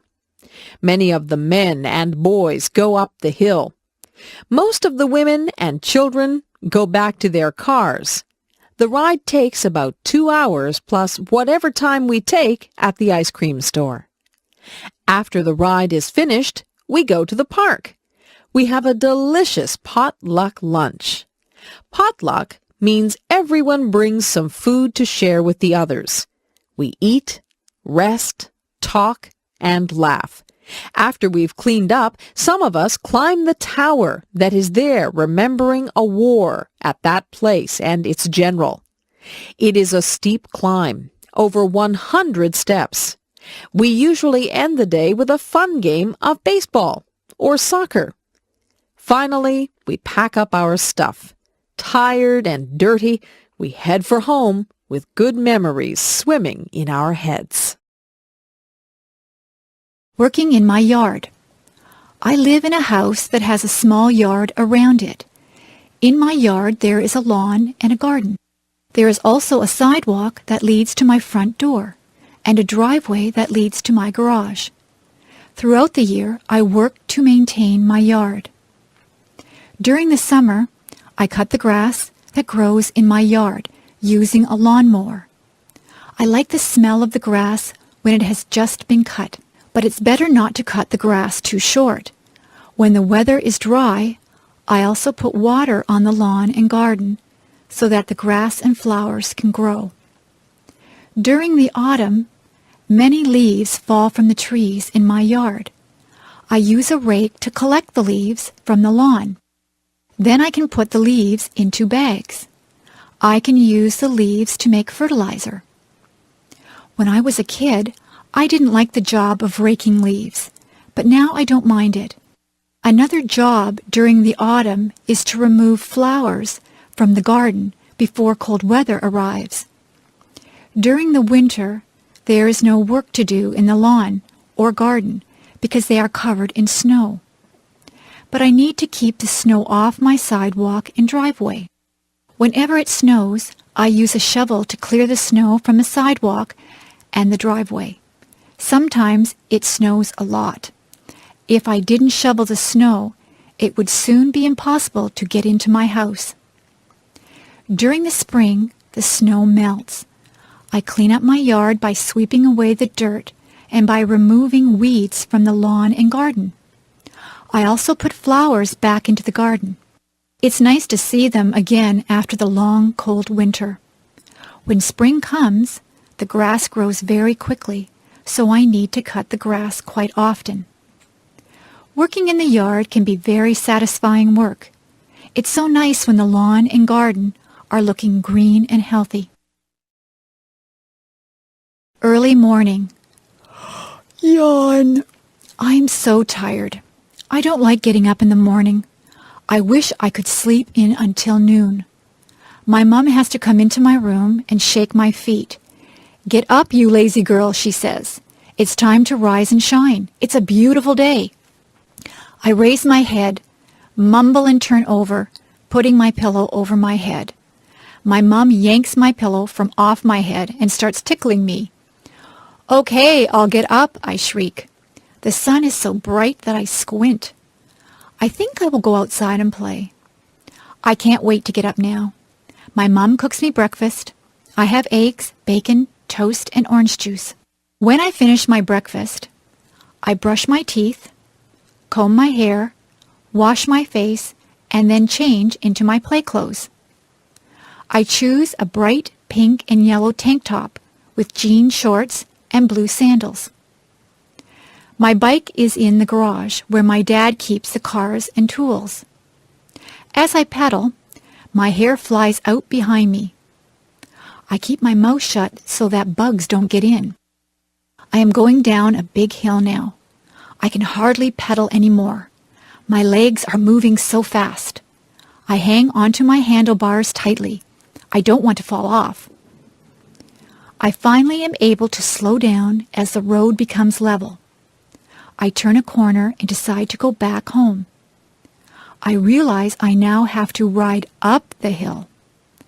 I know I will be tired when I get to the top. I think that I will have some water now before I start to go up. It tastes great. It is so clean and cold. Well, I know that I have a big trip ahead of me, so I need to get going. Bye-bye. The wedding. We went into the church and sat down.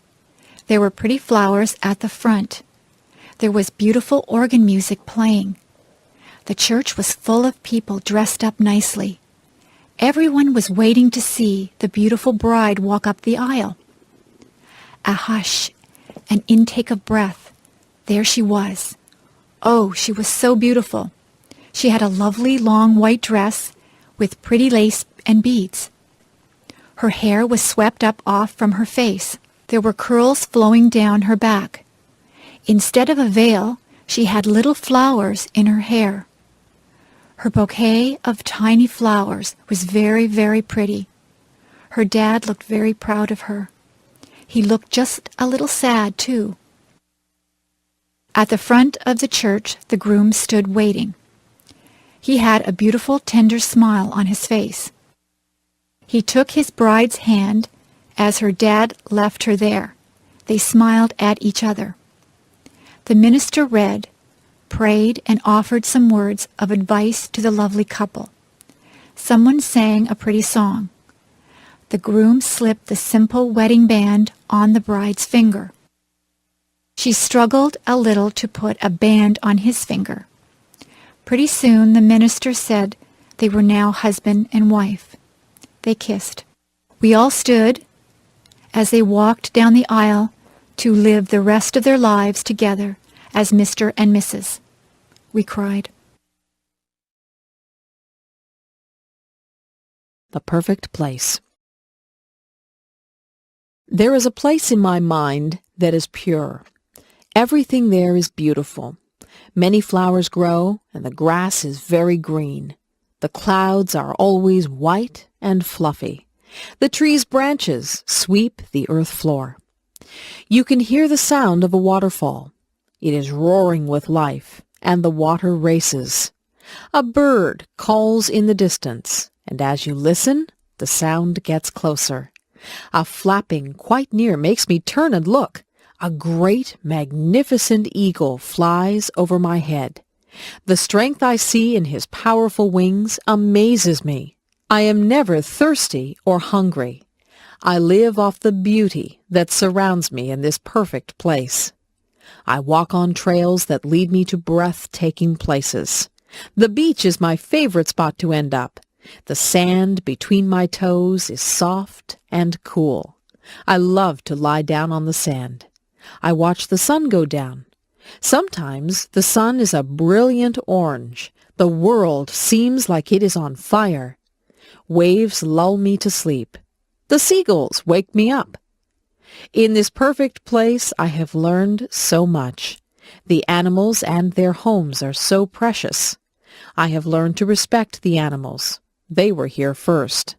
The sounds, smells, and sights are too perfect and full of life. There is no war here, no anger or stress.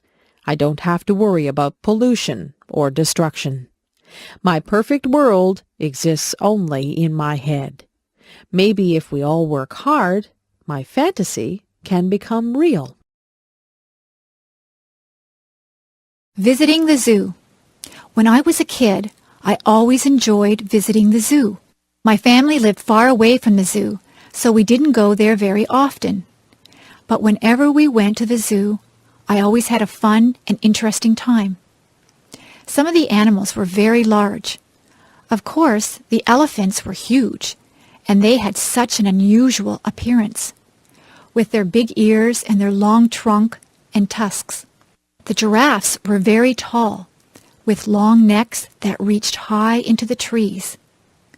Some of my favorite animals were big cats. The lions looked very powerful, with their big teeth and paws. The tigers were just as big and strong, with yellow and black stripes. But the bears were even larger than these cats. The polar bears, with their bright white fur, liked to swim through the water. The grizzly bears had brown fur and liked to roam around on land. The animals from Australia seemed very unusual. The kangaroos, with their strong legs and long tail, could jump great distances across the ground. The baby kangaroo could go inside its mother's pouch. Another Australian animal, the koala bear, crawled slowly in the trees where it ate leaves. The monkeys and apes were also very interesting. In many ways, they reminded me of people. Some of the monkeys were very small. They could use their arms, legs, and tail to swing through the trees. Some of the apes were very large. The gorilla was the largest of all. Sometimes a big gorilla would stand up and pound his fists on his chest. To see all the animals at the zoo took almost a whole day. By the end of the day, I was very tired from walking around. But I was also very happy to see all the amazing animals from places around the world.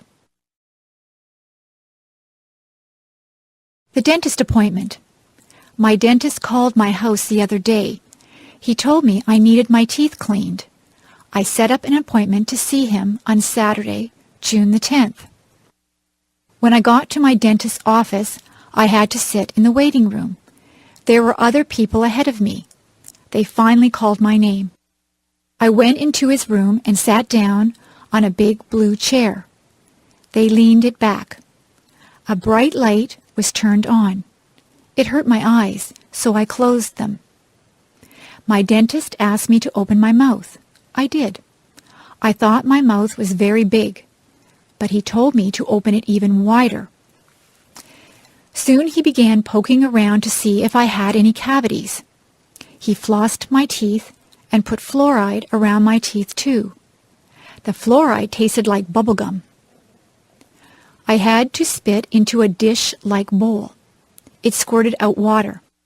My dentist kept asking me questions. I couldn't answer because there were weird tools in my mouth. When I tried answering back, he seemed to understand, though. His helper came into the room. She asked me to open my mouth again. I had to clamp down on something that felt like rubber. She put a big camera-type machine right next to my cheek. She did this on the other side of my face as well. They took 2 pictures of my teeth. It was really cool. The dentist told me my teeth were perfect. I didn't have any problems. I could go home. "See you next year," he said. Daydream. Little Annie was very bored one lazy afternoon. She had nothing to do. She had already played with her brothers in the sandbox and had tea with them and her dollies too. She had baked chocolate chip cookies with her mom and even tasted one. They were very good, she thought. Now Annie was trying to figure out what else she could do to pass the day away. Little Annie decided that she would go to her favorite spot in the world, the green, grassy field full of daisies beneath the great oak tree. She took a red and white blanket with her. She laid it down on the ground, and then she lay down on it. She lay there looking at the clouds, fluffy and white. She saw bunnies, huge gray elephants, and scary-looking crocodiles. Soon little Annie was drifting in and out of clouds and reality. The clouds started dancing with her, begging her to come and play. She got up from her blanket and joined the clouds. They flew over rooftops of all of the village people, swam with the fish in the lake, and said hello to all of the birds that they passed by. Little Annie was having so much fun. The clouds had formed into a chariot, so little Annie could drive if she wanted to. She drove over a rainbow that was bright in the sky. Then she shot through the branches of her friend's spruce tree. Annie suddenly came to a stop. Hearing someone call her name, Annie looked around. She blinked once, twice, and finally everything came into focus. Her brother was tugging at her leg, wondering why she was staring into outer space with a big grin on her face. "Oh," little Annie said, not really knowing that she had been sitting there all along. My friend in the next office. When I started my job a year ago at the university, I did not know my way around. I did not know where to find anything. I had a million questions. But Diane in the next office took me on a tour showing me the places to eat, the library, the lecture rooms, where to get a picture ID card, how to get from one building to another. When I had a question, I asked Diane how to use the telephone, where to make copies, where to print with my computer, the location of my mailbox. She teaches as I do. We both spend a lot of time helping students and answering their questions. She giggles a lot. I hear her laugh with her students. Sometimes she asks my advice about her work or about a problem, and I ask her advice. Sometimes she comes into my office and says, "I am really angry. Can I whine to you?" Then she talks about a problem, and I listen. And then she returns cheerfully to her office.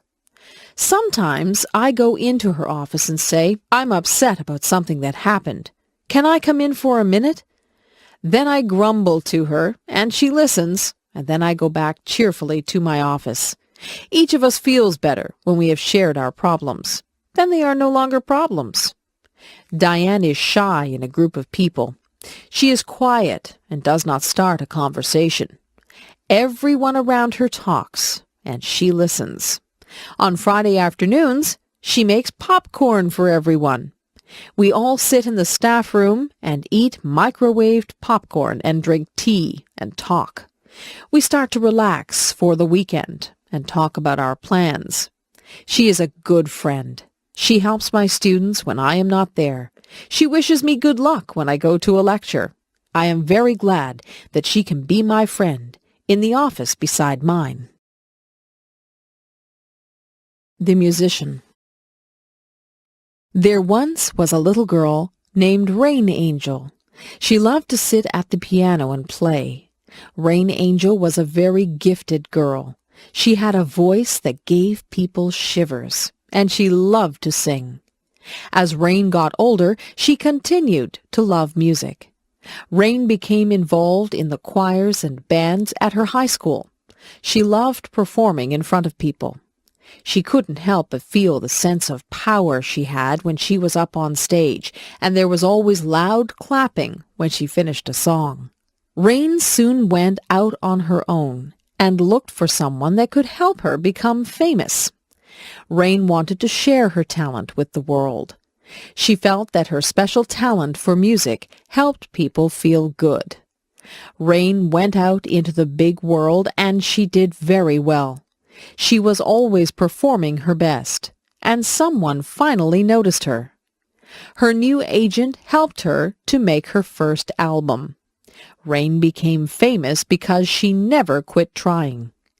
Rain loved her new way of life. She continued singing and playing her piano. She was even taught how to write her own music. Rain Angel had always dreamed of becoming a celebrity. She always remembered her friends and family when she was famous because they had always believed in her. Rain Angel strove for a faraway place, and it became her reality. She always believed that what she wanted to become was her choice. She believed that if you have the strength and determination, you can make your dreams come true. The circus. Wow! A big tent was in the middle of the town's parking lot. We were going to a 3-ring circus. I couldn't wait for it to begin. Inside and outside of the tent, toys, balloons, and food were being sold. All of the children were so very excited. Inside the tent, we found good seats so we could see everything. The band started to play loud music, and the ringmaster came out with a big tall hat on his head. In one ring, there were small animals, dogs, monkeys, and parrots doing tricks. The dogs were dressed in funny clothes, and so were the monkeys. They rode on bicycles, danced, and climbed ladders. There were wild tigers and lions in a big round wire cage. A man with a whip was inside the cage with them. He had them trained to jump through a hoop of fire and to roll over. He even kissed them. He was very brave. During the break in the middle of the circus, funny clowns came out and did silly things. They had happy faces and sad faces. Some had big red noses that honked if you squeezed them. There were rides on elephants, too. I didn't go on one because it cost too much money. The last act took up the whole tent. It was the acrobats. They hung from their teeth, their feet, and their necks high up in the air. They also swung high up in the air and flew to each other. It's kind of scary to watch because I was afraid they might fall. I had a very good time at the circus. However, my tummy felt kind of sick from all the cotton candy and junk food I ate. Going to the grocery store. Each week, I go to the grocery store to buy food for my family. I get a shopping cart from the front of the store, and I push the cart all around the store. The cart is large, but when I am finished shopping, the cart is nearly full. The grocery store is also called a supermarket. When I go shopping, I start out in the produce section of the supermarket. The produce section is where the fresh fruits and vegetables are kept. I like to buy different kinds of fruit, such as apples, oranges, and bananas. The vegetables that I often buy are carrots, peas, and corn. I also buy tomatoes when they are bright red in color. I often buy a bag of potatoes or a bag of rice. After visiting the produce section, I go to the meat section. Here I buy poultry, such as chicken and turkey. I often buy seafood, especially fish. I also buy beef, and sometimes pork or lamb. I also visit the dairy section, where I can buy milk and cheese. Sometimes I also buy ice cream or yogurt. When I have finished in the meat and dairy sections, I then move to the bakery section. This is where loaves of bread are baked and sold. There are many different kinds of bread in the bakery section. The bakery section also sells pasta, such as macaroni and spaghetti. And of course you can buy pies, cakes, and cookies in the bakery section. These foods are very sweet and tasty. I also pick up a few other things at the supermarket, such as soap, toothpaste, and cleaning supplies. But sometimes I forget to buy something that I plan to get. Maybe I should make a list of the things I need to buy. A day at the beach. When the hot summer weather arrives, many people like to cool off by visiting the beach. Often there is a cool breeze that comes off the water. And of course the water itself is cool and refreshing. One of the favorite activities at the beach is building sandcastles. Children use small shovels and pails to move the sand. They can build small forts and castles by carefully forming and shaping the sand. Building sand castles is a lot of fun, but you shouldn't build them too close to the water. A wave might come and wash your sand castle away. There are also many games that people like to play at the beach. Some people play catch with a small plastic disc called a frisbee. The frisbee glides smoothly through the air. Other people like to play beach volleyball in the soft sand. Some people prefer just to relax on the beach. They like to lie down on a blanket and feel the warm sunshine. I like to sit on the beach with an ice cream cone, but you have to eat it quickly before it melts. Of course, the main attraction of a beach is the water. Many children learn to swim at the beach and enjoy playing in the water. Some people like to swim vigorously. Other people like to relax in the water on an inflatable floating mattress. Other people just wade around in the water as a way to keep cool. When it is a windy day, some people try sports, such as surfing. Going to the beach is surely one of the best ways to spend a summer day. Making cookies. Something smells good. My friend's mom is making cookies. They are chocolate chip, my favorite. I think I'll go home and ask my mom if we can make cookies too. I run all the way home and rush through the door. I yell, "Mom, Mom!" She comes out from her bedroom, her eyes wide. "What?" she answers, a little worried. I breathlessly ask if we can please, pretty please, make cookies. She smiles and says, "I guess so." "Yes," I reply. First, Mom tells me to get out the cooking stuff. So I get out the mixer and bowl, the measuring cups and spoons, and the cookie sheets. Then she tells me to get out the recipe book. I remind her that the recipe is on the chocolate chip package. "Right," she says. Then she asks me to look at the recipe and get out the things we need, like flour, sugar, and butter. We set the oven temperature to 350 degrees Fahrenheit. Then we mix all the flour and other ingredients together. Last, we added the chocolate chips. We dropped the batter by big teaspoons full onto the cookie sheets. We set the timer for 12 minutes and just sit back and enjoy the good smell. The buzzer rings. We take the cookies out. Oh, do they look good. We don't even wait for them to cool down. Both Mom and I get a big glass of cold milk and 2 big warm cookies each. Yum, yum. Want to join us? Stars in the midnight sky. Twinkle, twinkle, little star, How I wonder what you are. Up above the world so high, like a diamond in the sky. Twinkle, twinkle, little star. This is a little poem song I always say when I'm outside and I see the stars. When I see the first star of the night, I always say this one. Star light, star bright, first star I see tonight. I wish I may, I wish I might, have the wish I wish tonight. Do you have a special thing to say about the stars? Stars are beautiful bright spots in the sky. Stars are usually seen at night when it is dark. We can't see them in the daytime because the sun is so bright, the brightest star of all. I like staying up late just to look at the stars. One time I was outside at midnight, and the stars seemed to sparkle and dance. They really did look like diamonds dancing in the sky. If you watch the stars long enough, you may see a falling star or a shooting star. I have seen both. A falling star is where the star just seems to drop, and it leaves a trail of what appears like stardust. A shooting star is very beautiful. It shoots across the sky, leaving a long trail of colorful stardust. Shooting stars seem to brighten up the whole sky. They usually seem quite close to Earth. Have you ever watched the stars and got the urge to reach out and touch them, or even join them in their secret dance? I wonder what it'd be like to see a star up close. Would it look like the moon?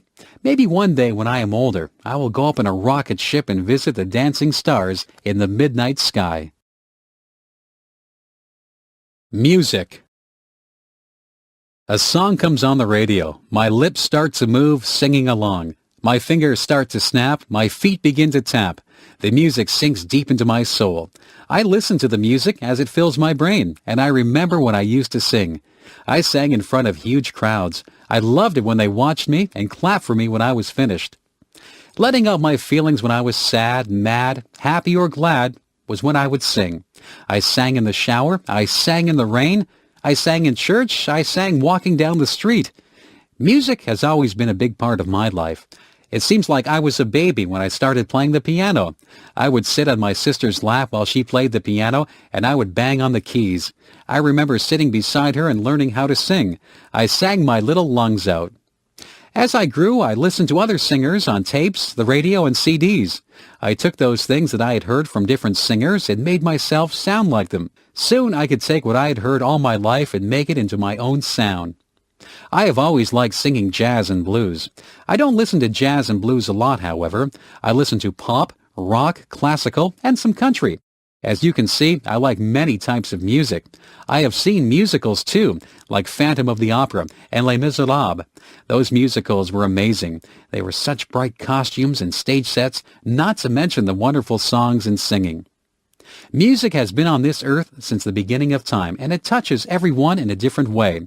I know it has not only touched mine, but is a big part of my very being. First date. Ring, ring. The phone is ringing. My mother answers it. Hello, she says. It is for me. When I pick up the phone, I hear a boy's voice. It is a boy I go to school with. This boy is very nice, and he is cute, too. He asks me if I want to go out for dinner with him tonight. I say yes. He's going to pick me up at 5:30 p.m. in the evening. He has a nice red car. Before he picks me up, I have to find an outfit to wear. I am nervous and don't know what to wear. So my sister picks out an outfit for me. I feel excited and have the sensation of butterflies in my stomach. The inside of my hands are damp, too. I put on my outfit and do my hair. My sister gives me some nice clips to put in my hair. Ding dong! The doorbell buzzes. My date is here. I hurry to the door so I can greet him. He tells me that I look nice and that we are going to a place called MT Belly's. When we arrive at MT Belly's, there is loud music playing. A smiling waitress comes who serves us our food. I order a large Caesar salad. My date orders steak. When it arrives, the food looks and is delicious. The waitress asks us if we want dessert after we've finished. But we are too full. So we ask for our bill to pay. My date pays for the meal. I brought money just in case we would share the cost. When we leave the restaurant, we go for a walk by the river. It is a beautiful night. I am enjoying my first date. I am laughing and having fun. It is time for us to go home. So my date takes me home. I smile and thank him for the great time. I hope he'll ask me out again. University. It's time to sign up for school. This year, Natalie is going to Brock University. She has never been to university before. She is a little bit scared. She hopes she meets nice new friends. Natalie stood in line to get her picture taken. The picture was put on a card. The card was her picture ID, identification.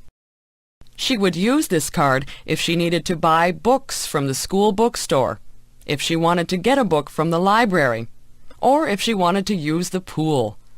After all of the signing up and money was paid, Natalie went out to lunch with her mother. "Mom, I'm kind of scared about going to school.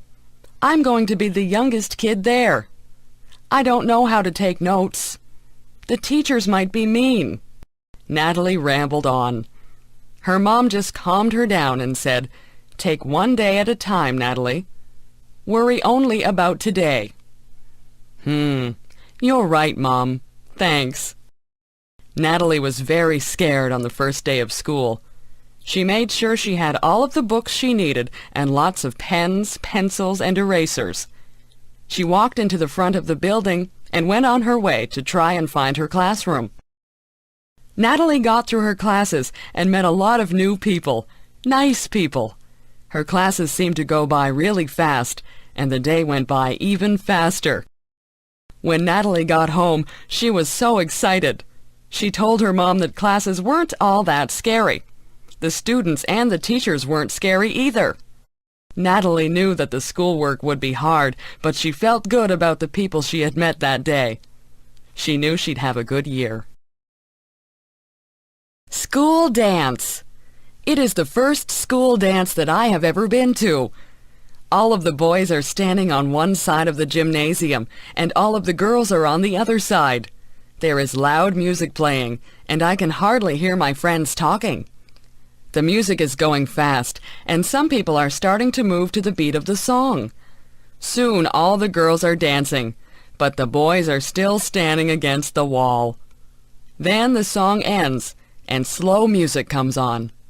I don't know what to do, so I just go and stand against the wall. Then one of the boys in my class comes over and asks me if I would like to dance to the slow song.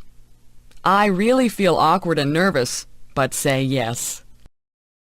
We go out into the middle of the gym, and he puts his hands on my waist, and I put my hands on his shoulders. We start to move to the music, and we step on each other's feet. He is bigger than me, so my toe starts to hurt a little bit. As we continue to slow dance, more boys and girls come to the middle of the gym to dance together. It sure is funny to watch people dance because they are stepping on each other's toes and bumping into each other and turning in opposite directions. Soon the song ends, and the boys go to one side of the gym again. The girls decide that they want to dance to a fast song, so they stay in the middle of the gym and dance with one another. Our teachers are making sure that we are behaving because they are watching us. I wonder if they want to dance.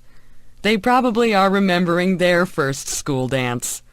I wonder if someday I'll be grown up, just like the teachers, and laughing at the memories of my first school dance. I sure hope so. Health. Our health is very important to us. People can have good jobs, money, or good looks. However, if they become sick, those things don't mean a thing. It is wonderful to feel good. Feeling good isn't just about our body. It is also about our mind and spirit. We need to feel good in every area of our life. One of the things we can do to be healthy is to get enough sleep. If we don't sleep well, or enough, it hurts our body. It is during sleep that our body restores itself. Everybody knows we should also eat good foods. We need milk products, meats, fruits, and vegetables and breads and cereals. We shouldn't eat too much fat or sugar things either. Of course, we just shouldn't eat too much at all. Another thing that is very important is water. Most people... And we need to keep that replaced with good water, often. Exercise is very good for both our body and mind. It is good for our heart, lungs, muscles, and bones. It gets oxygen to our brain to help us think better. It can help us be smarter. Doing things that we believe are right and good gives us peace inside. It makes us nicer people and is good for our spirit. When we do what we know is right, it helps to reduce stress, which isn't good for any part of us.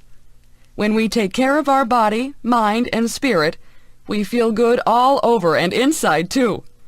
What a beautiful world this would be if we could all work at doing these things for ourselves and also trying to be a help to others.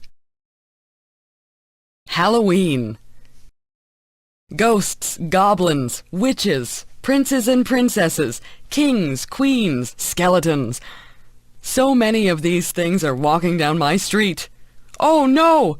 They are coming to my door.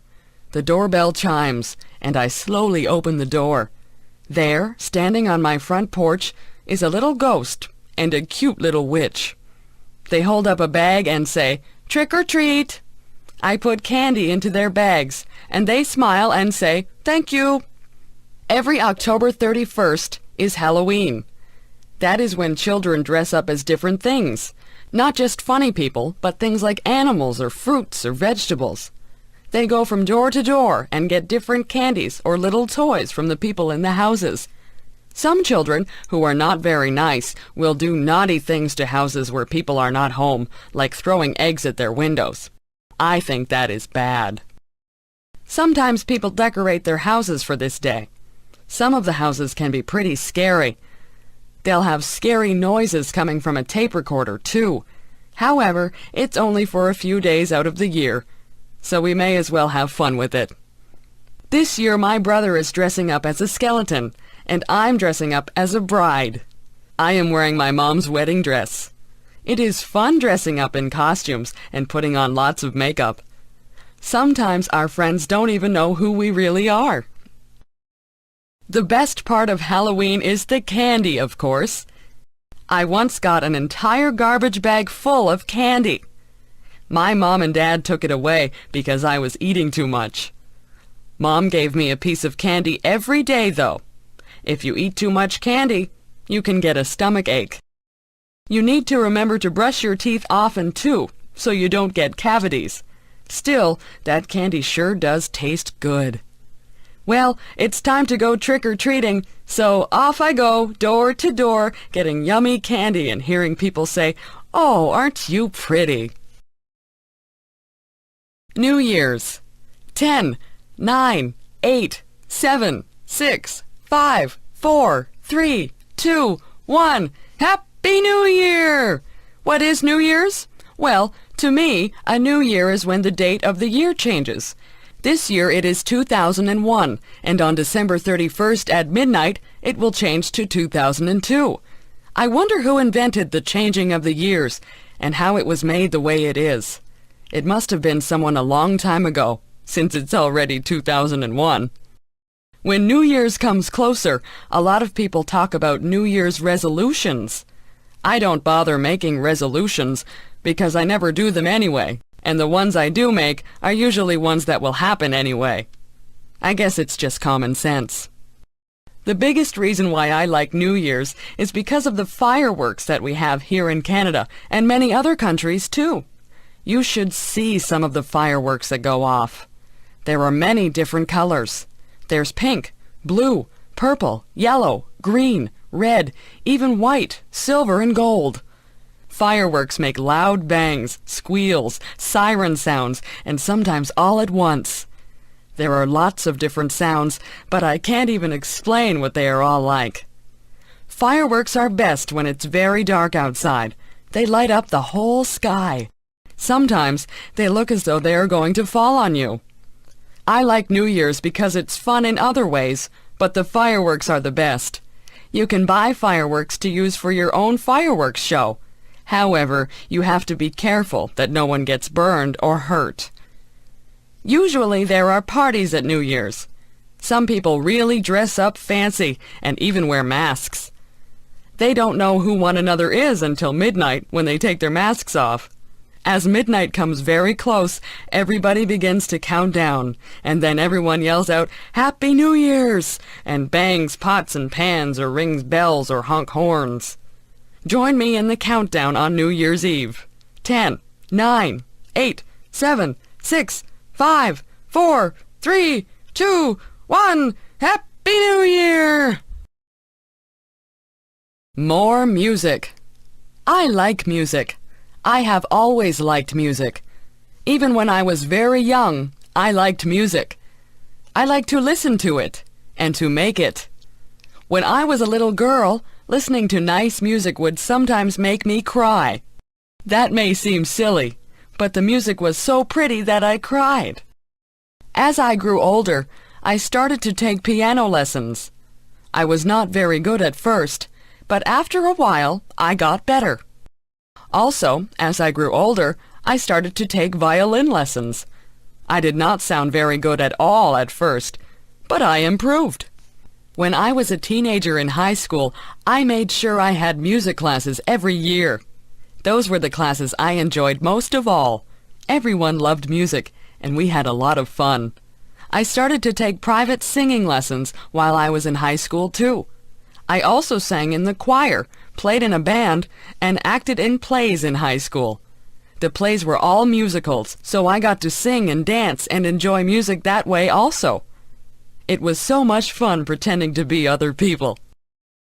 When I finished high school, I went to university to learn how to be a music teacher. That was a lot of fun because every day I was with other people who loved music as much as I do. Mostly, I played the piano. But I also learned how to play the drums, a saxophone, a trombone, a French horn, a clarinet, a flute, which I really was not very good at, and a viola. I took more singing lessons, too.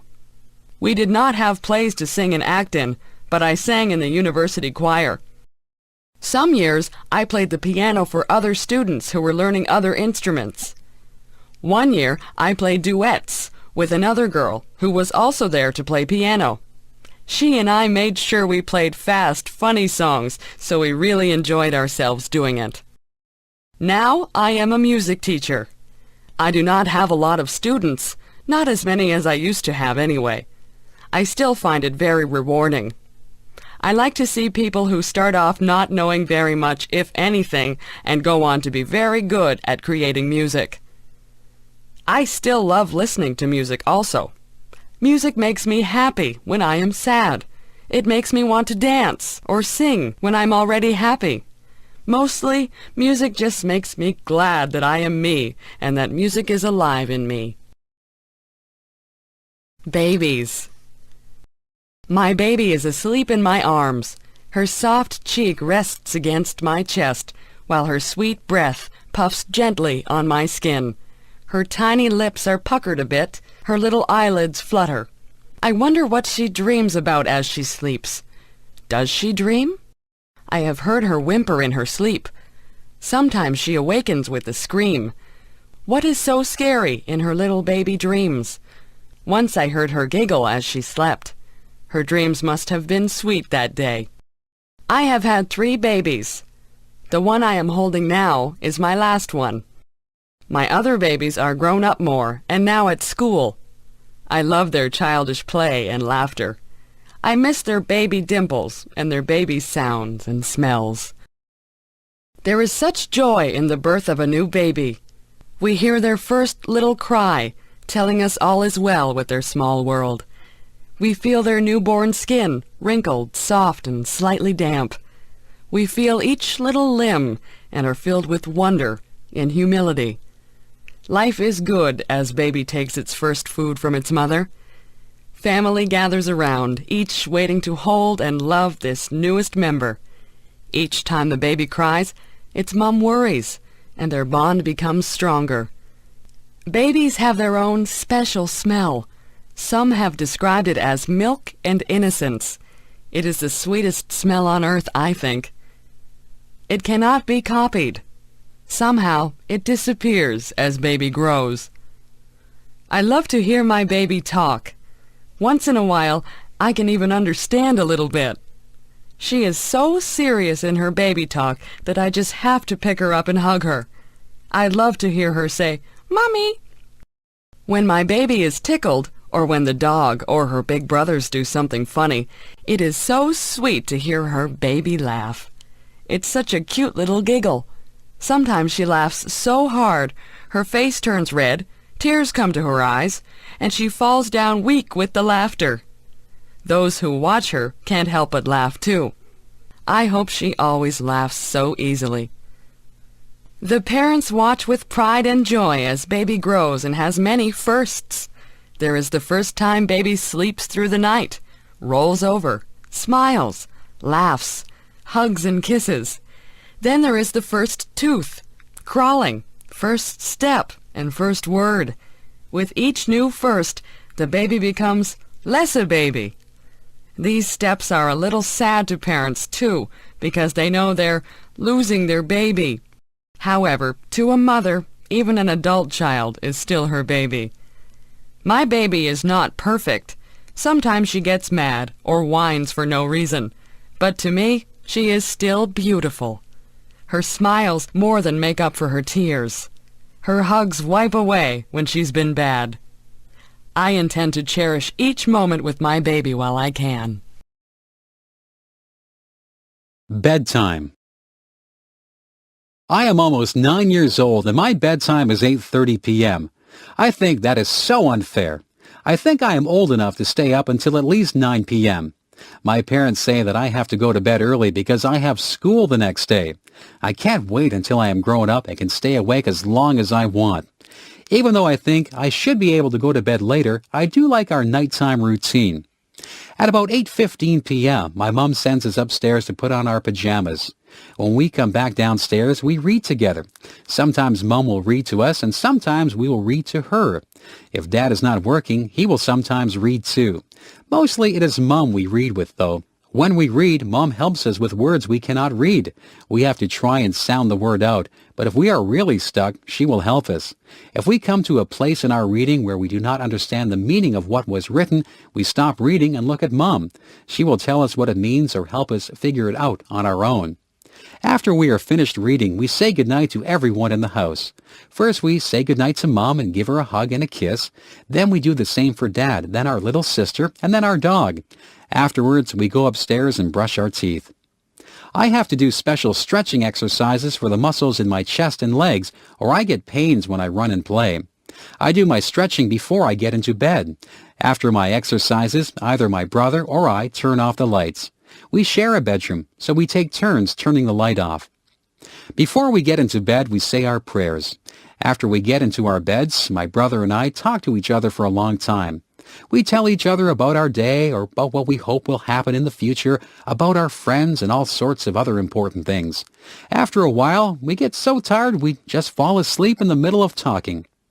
Even though we go to bed at 8:30 p.m., we talk so long we don't go to sleep until about 10 o'clock p.m.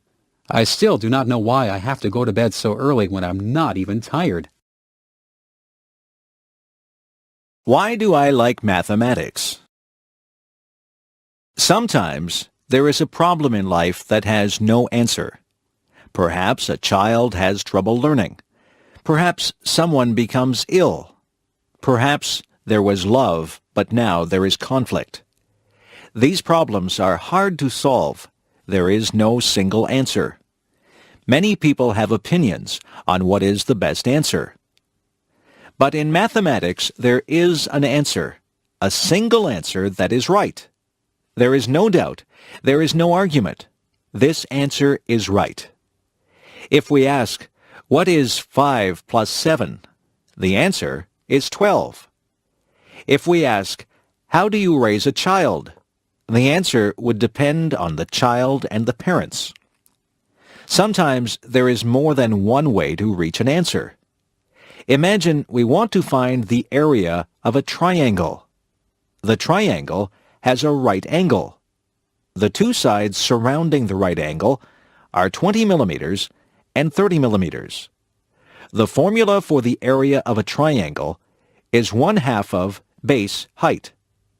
We could consider the 20 millimeter side as the base and 30 millimeters as the height. We could consider the 30 millimeter side as the base and the 20 millimeter side as the height. Both ways would produce the same answer. The area is 300 square millimeters. Alternatively, we could consider the base as the third side of the triangle, and then we would have to draw a height and measure it. The height would be neither 20 nor 30. But still, we would end up with the same answer. In math, the answer does not change. Another reason I like math is the way it brings order. There can be a whole set of numbers or a whole set of measurements that mean nothing until mathematics organizes them into a pattern. An average number can be found. Graphs can be drawn. The spread of the numbers and probabilities of a certain number happening can be calculated. This is like having a whole lot of dirty dishes after supper. Applying math is like washing and sorting the dishes and putting them back into the cupboard. Math is a powerful tool. Math should be our friend, and we will find more ways to use it to better our lives. My sister's visit to Canada. My sister had never been to Canada, but came for a visit last April. I picked her up at the airport in Toronto and drove her through the traffic and multi-lane highways, past the grapevines and peach trees to Niagara Falls, where I live. She was very tired from the flight and soon slept. The first day, we walked to see the falls. The spray from the falls drifts high into the air and across the people standing to watch. There are people from all over the world watching the water and using their cameras. Because it was April, there was still ice beside the water, huge chunks of ice that looked like white rocks. In the river, there were floating pieces of ice moving downstream. The next day, we went to the town where the Niagara River joins Lake Ontario. The weather was warm. We walked a long way, and our feet were hot, so we went down to the edge of the water to put our feet in. One toe in was enough. The water was so cold it made our feet ache. A piece of ice drifted beside our feet. I put one foot in for a second, then out, as the pain of the cold went right through me. My sister could not understand how it could be so warm, but there was still ice. Another day, we went to see my daughter. She is living on a farm, an hour's drive away. We walked through her trees. The buds were starting to turn into leaves. We stopped and looked at the spring wildflowers. We climbed across a creek by walking over a fallen tree. We saw the footprints of raccoons by the water. There was fresh air and sunshine and blue sky. On the way home, we stopped for hamburgers and fries at a drive-through restaurant. She had never been to a drive-through restaurant before. Then we went to a donut shop. There are no donut shops where she lives. There was a choice of 20 different types of donuts, some round, some with holes, some with frosting, some with jam inside. Each was different. The days passed quickly, and soon it was time to take her back to the airport. Some of the trees now had leaves. Some of the tulips were now blooming. It was hard to say goodbye to my sister. I hope we can visit again soon. A summer Sunday. Today the sun was warm.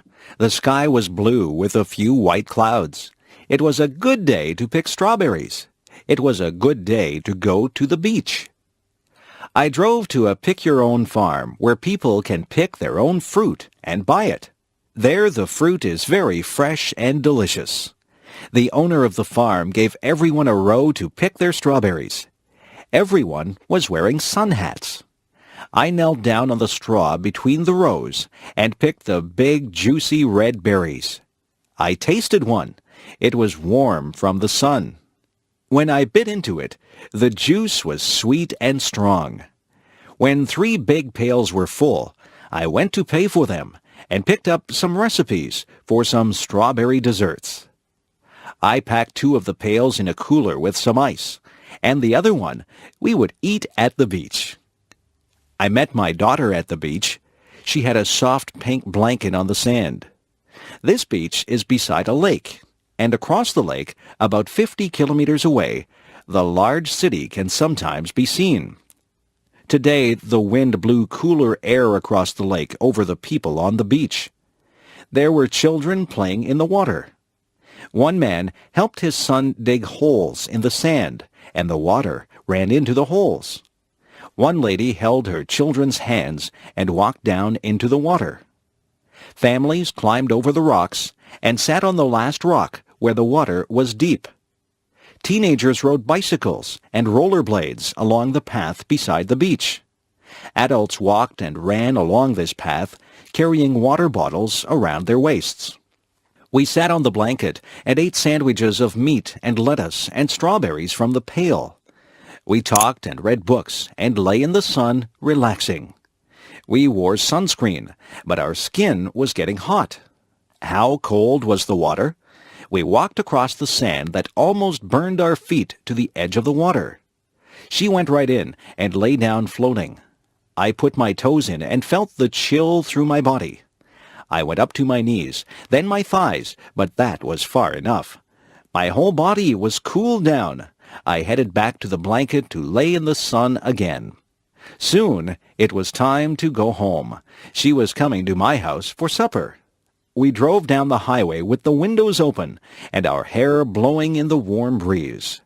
We cut the strawberries up and made a strawberry dessert with cake and ice cream. We sat outside in the backyard under the maple trees with the birds singing around us and ate our supper. It was a perfect ending to a relaxing summer day. My parents. My parents live in England, and I live in Canada. I don't see them often. They used to come and visit on a plane, and we would pick them up at Toronto Airport. But now they are older and say the flight is too long for them. I went to visit them last year with my son, their grandson. They live by the ocean, and we could hear the sound of the waves through the bedroom window and see the blue water of the English Channel. There is an island with a castle on top in the bay. We walked many times on the beach and picked up pebbles and feathers. We visited the island and walked up the steep hill to the castle. My mother likes to cook. She makes delicious cakes and pies. We went for a hike and picked wild blackberries. She made them into a pie that smelled so good coming out of the oven and tasted so good on our plates. She has many cookbooks with recipes from all over the world and likes to try new things. She can make pastry very easily and rolls it with a rolling pin quickly. When I tried to make pastry, it sticks to the rolling pin. It has holes at the bottom of the pie and it tastes like a rock. Her pastry is crisp and tender. My father likes to garden. He grows lettuce, carrots, potatoes, tomatoes, cucumbers, and many flowers. When my mother was very ill last year, she had to stay in bed. He planted roses outside her bedroom window, so she could open the curtains and see them. Their house has a small room with windows all around, and they plant seeds there in winter in small pots. The warmth from the sun makes the seeds grow, and in spring they are a good size to be planted outside. In the house beside them and in the house in front of them, there are older ladies whose husbands have died. These ladies do not drive, so my father takes my mother and the 2 ladies to the town for shopping every week. He helps one find her groceries because she cannot see well. He helps her take tapes of books from the library so she can listen to books instead of reading them because of her eyes. He helps them cut their grass and fix anything that is broken in the house. I am very proud of my parents. They are over 80 years old and often hurt when they move around, but still, they help other people and they help each other. They have been married for over 50 years, but still my father loves my mother enough to plant roses for her to cheer her up when she was ill. The planets of our solar system. The planet on which we live is called the Earth. Our planet is constantly moving around the sun, and each year the Earth travels all the way around the sun. But there are many other planets that also travel around the sun. Together with the sun, the planets, and various other bodies, the Earth is part of our solar system. The planet that is closest to the sun is Mercury. Mercury is extremely hot, and it is much smaller than the Earth. The second planet from the sun is Venus. Venus is about the same size as the Earth. Venus is also very hot. The Earth is the third planet from the sun.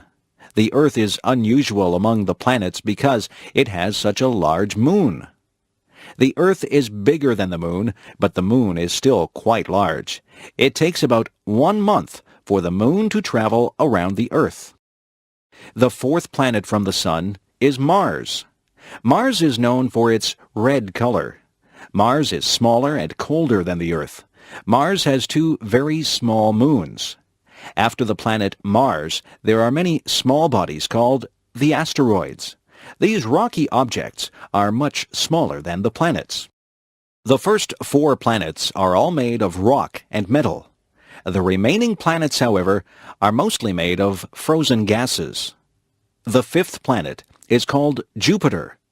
Jupiter is the largest planet.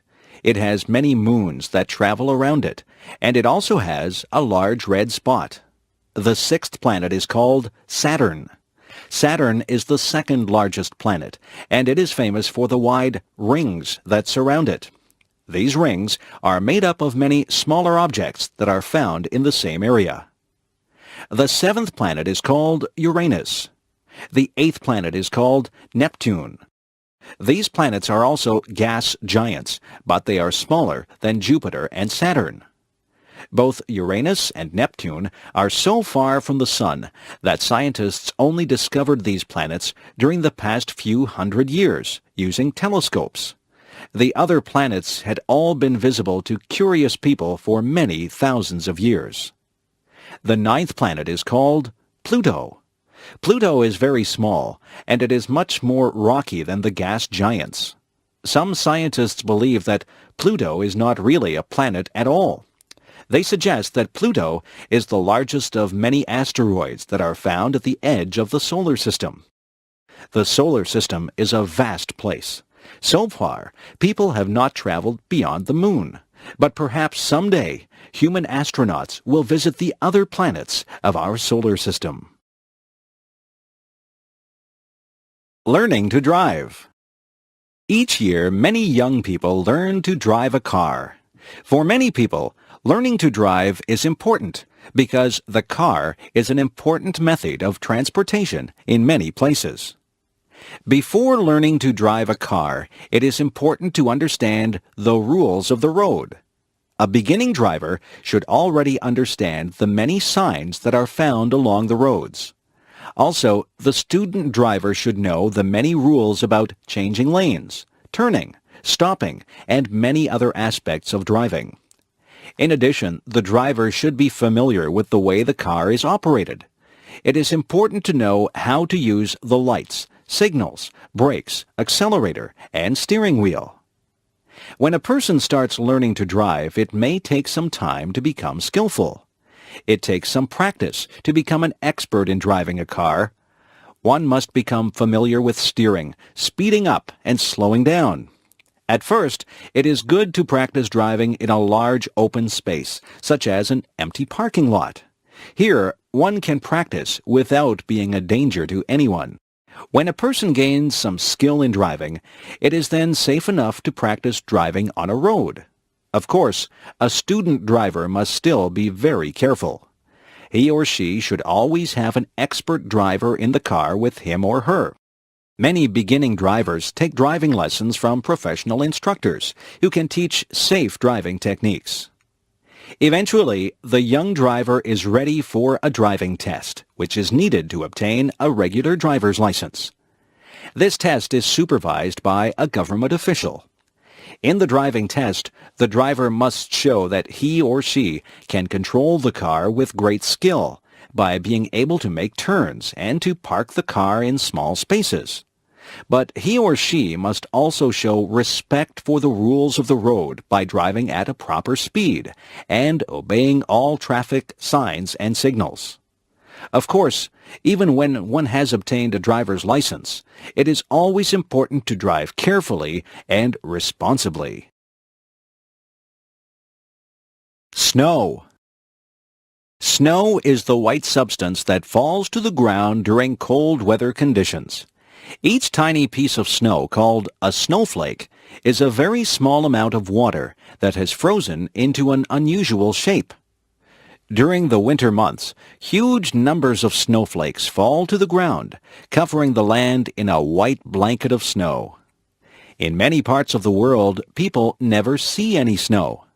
Snow only falls when there is moisture in the air, and when the temperature falls below the freezing point of water, which is 0 degrees Celsius. During the winter, snow falls instead of rain. One advantage of snow is that it allows many fun outdoor activities. Children like to play in the snow. For example, they may make a snowman by rolling snow into a large ball and then placing these balls of snow on top of each other in the shape of a person. Another fun activity in the snow is skiing. Skis are very long, thin, flat pieces of hard material that one wears on one's feet.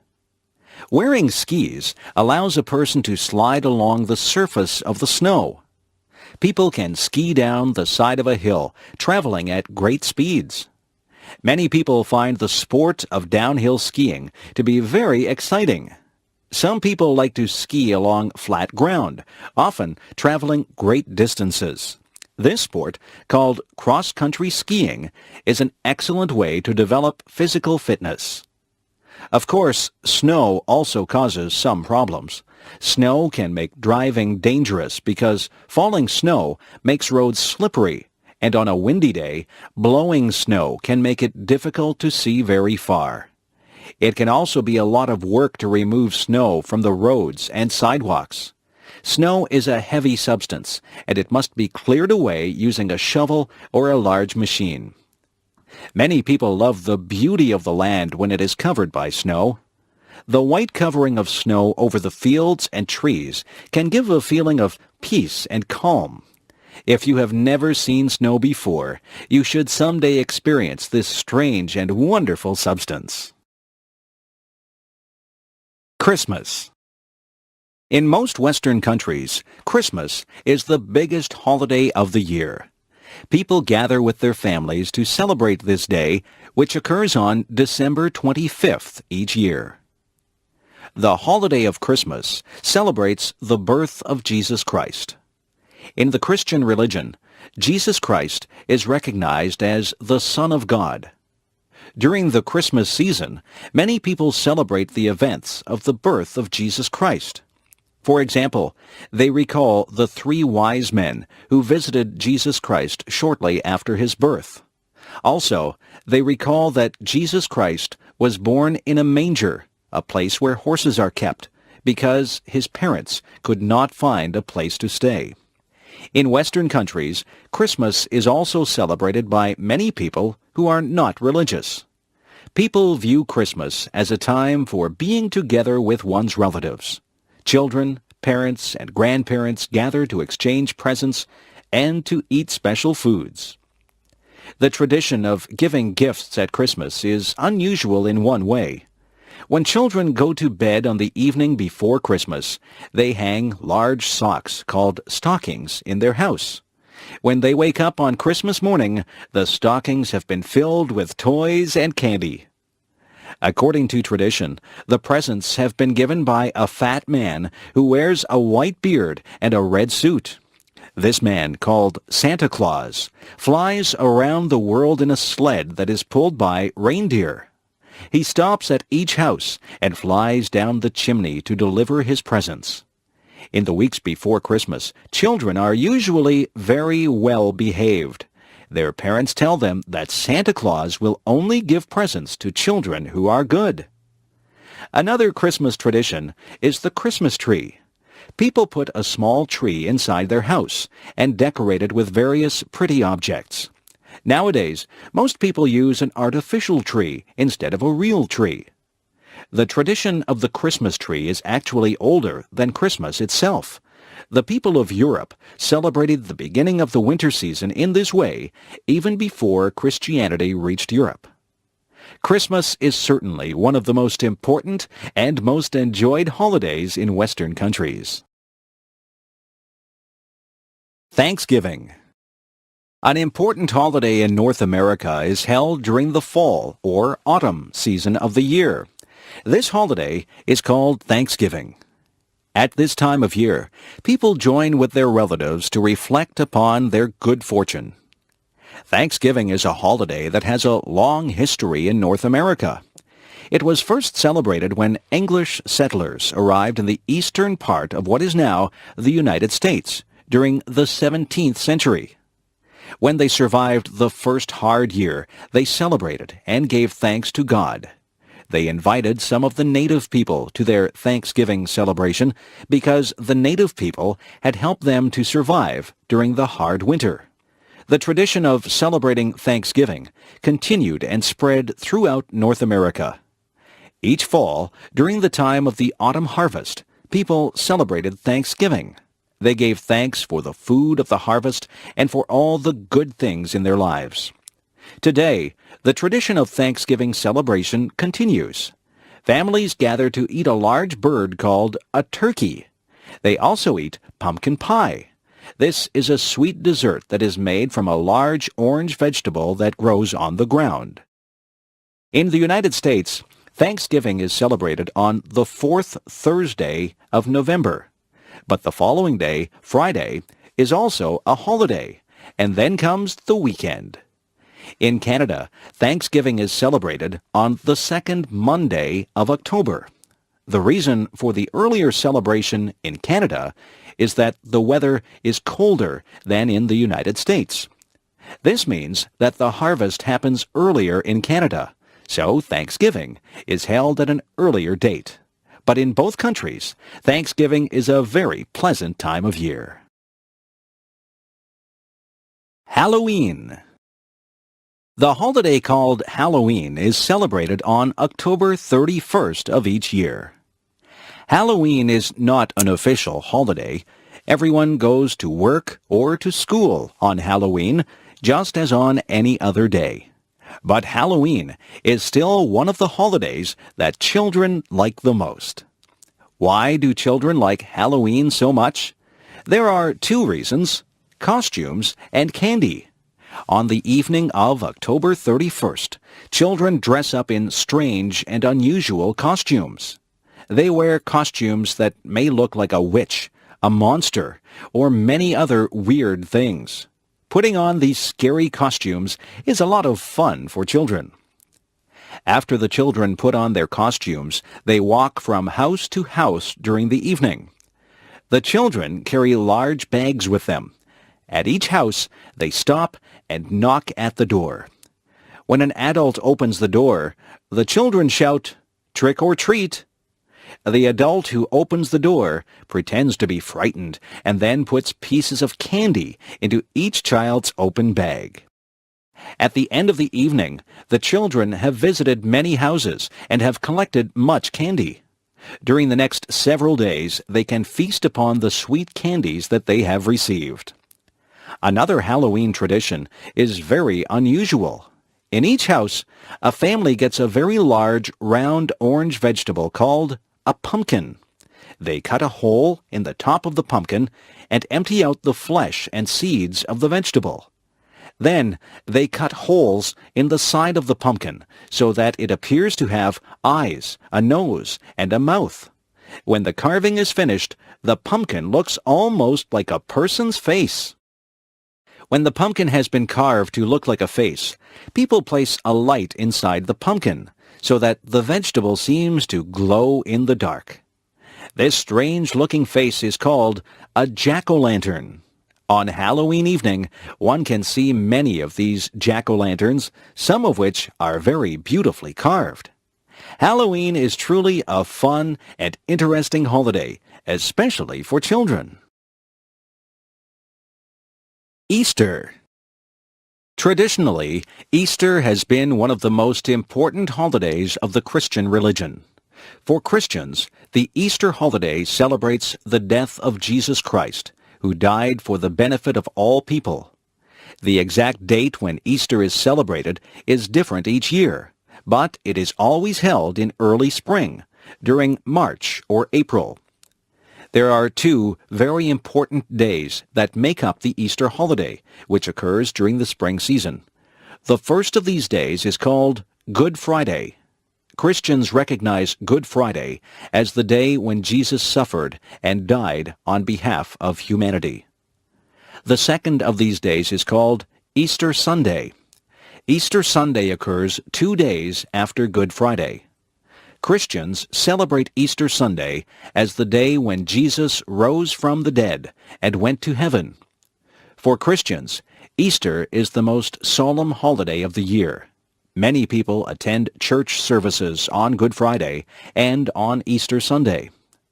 Easter is also a time for celebration. Some Easter traditions come from old springtime festivals that existed even before Christianity. One of the traditions associated with Easter is the painting of Easter eggs. People take chicken's eggs, make them hollow, and then paint them with beautiful colors. Some people paint very beautiful and complex designs on the Easter eggs. Another Easter tradition is the Easter Bunny. According to tradition, the Easter Bunny is a magical rabbit that visits the homes of children on the night before Easter Sunday. The Easter Bunny hides chocolate candies shaped like eggs throughout the child's house. On the morning of Easter Sunday, the children must search throughout the house to find these many hidden treats. The Easter holiday is an important time, both as a religious holiday and as a celebration of springtime. My friends. 2 of my best friends are named John and Jane. John and Jane are related to each other. In fact, they are brother and sister. Not only are they brother and sister, but they are also twins. Their mother gave birth to them only a few minutes apart. I first met John and Jane when we were only 5 years old. We went to kindergarten classes at the same school. Because the house where John and Jane lived was close to my family's house, I often walked to school with John and Jane. When we weren't at school, John and Jane and I often played together. Sometimes we would play sports and games. Sometimes we would play in the forest looking for birds and animals. On rainy days, we would stay inside and play with toys and dolls. On warm summer days, we would go swimming in the lake that was near the place where we lived. I often visited John and Jane at their house. On many occasions, I had lunch at their place. John and Jane's parents were very nice to me. Of course, John and Jane often visited my house, too. My parents enjoyed it when John and Jane came over for lunch. When I became older, I remained friends with John and Jane. Sometimes we would study or do our school homework together. Sometimes we worked at the same part-time jobs to make extra money. We often helped each other in various ways. Sometimes I did a favor to help John or Jane, and sometimes they did favors to help me. Eventually, when we grew up, I moved to a different town. Both John and Jane also moved to different places. But I am still good friends with John and Jane. 2 years ago, I went to Jane's wedding, and last year, I went to John's wedding. I think I will probably always be friends with John and Jane. Having friends is very nice. I am very lucky to have had good friends such as John and Jane. Hobbies. Hobbies are activities that people do in their spare time for the sake of enjoyment. A hobby usually involves work of some kind, but the work is fun for the person who does it. Some people enjoy their hobbies very much and like to spend much time on those hobbies. There are many different hobbies that people enjoy. One of the most popular hobbies is gardening.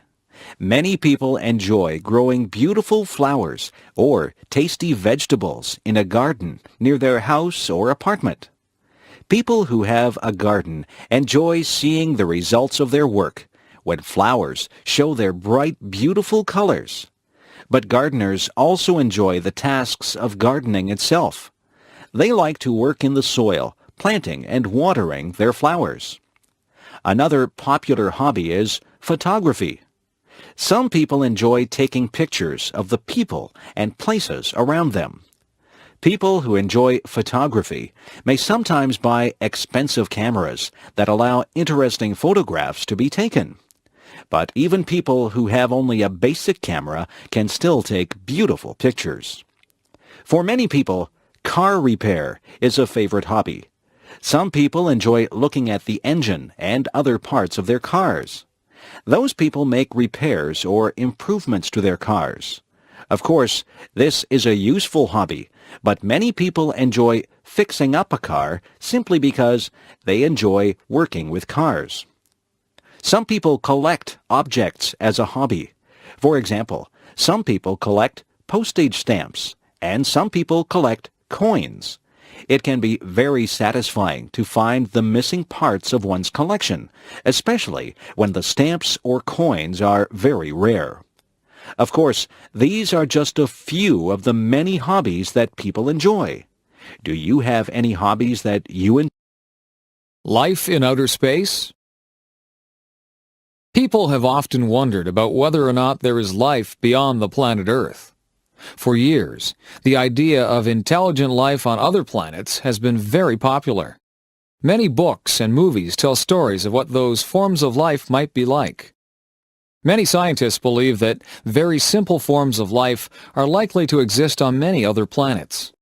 Under the right conditions, simple life forms might arise. Those conditions, which include moisture and warmth, might occur in many parts of the universe.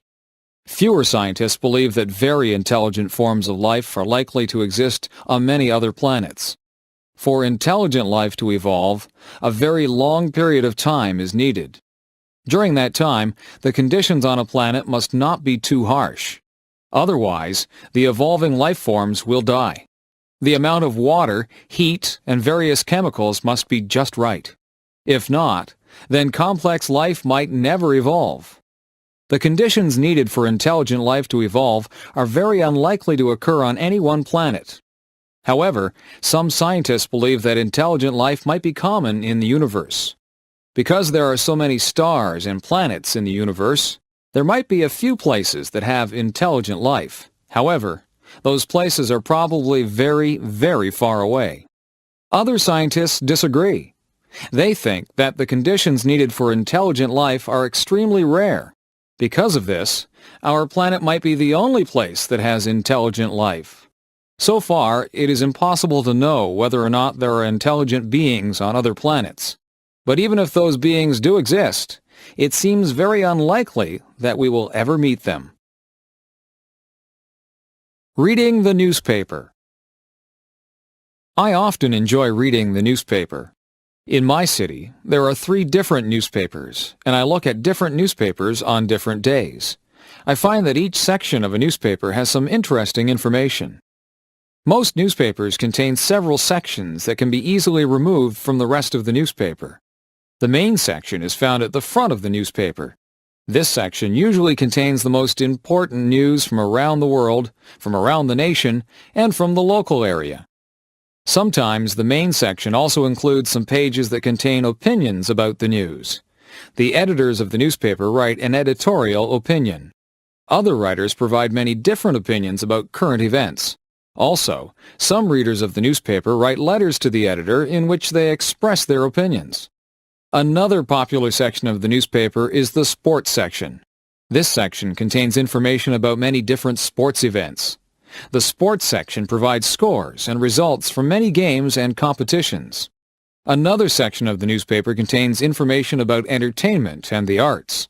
The arts and entertainment section tells readers about new movies and plays. It also describes new books, music concerts, and art exhibits. Most newspapers also have a business section. This section provides information about new business deals and about the stock market. Many people read the business section of the newspaper to gain information and advice about investing their money. Finally, newspapers usually have a section for classified advertisements. This section allows people to advertise about things they want to buy or sell. It also gives notices about job openings. Reading the newspaper is surely a good way to keep informed about many different events in the world around us. Summer jobs. In North America, many young people attend high school, college, or university. But during the summer months, most of those students work at a summer job. For most students, there are no classes during the months of July and August, and sometimes none in May and June also. Having a summer job allows students to make money that they will need during the rest of the year. They need this money because it costs a lot of money to pay for university or college. Of course, students also want money to spend on things that are fun also. Many students have summer jobs that involve working with children. For example, some students work at children's camps, where they teach children various skills and games. Some students work as lifeguards at swimming pools and at beaches. Some students do heavy work in their summer jobs. For example, some students find jobs as construction workers. Other students work in factories, and some students work on farms. There are other students who find jobs mowing lawns or collecting trash. Quite a few students work in stores. Some of these students have jobs as cashiers, and some have jobs putting products on store shelves.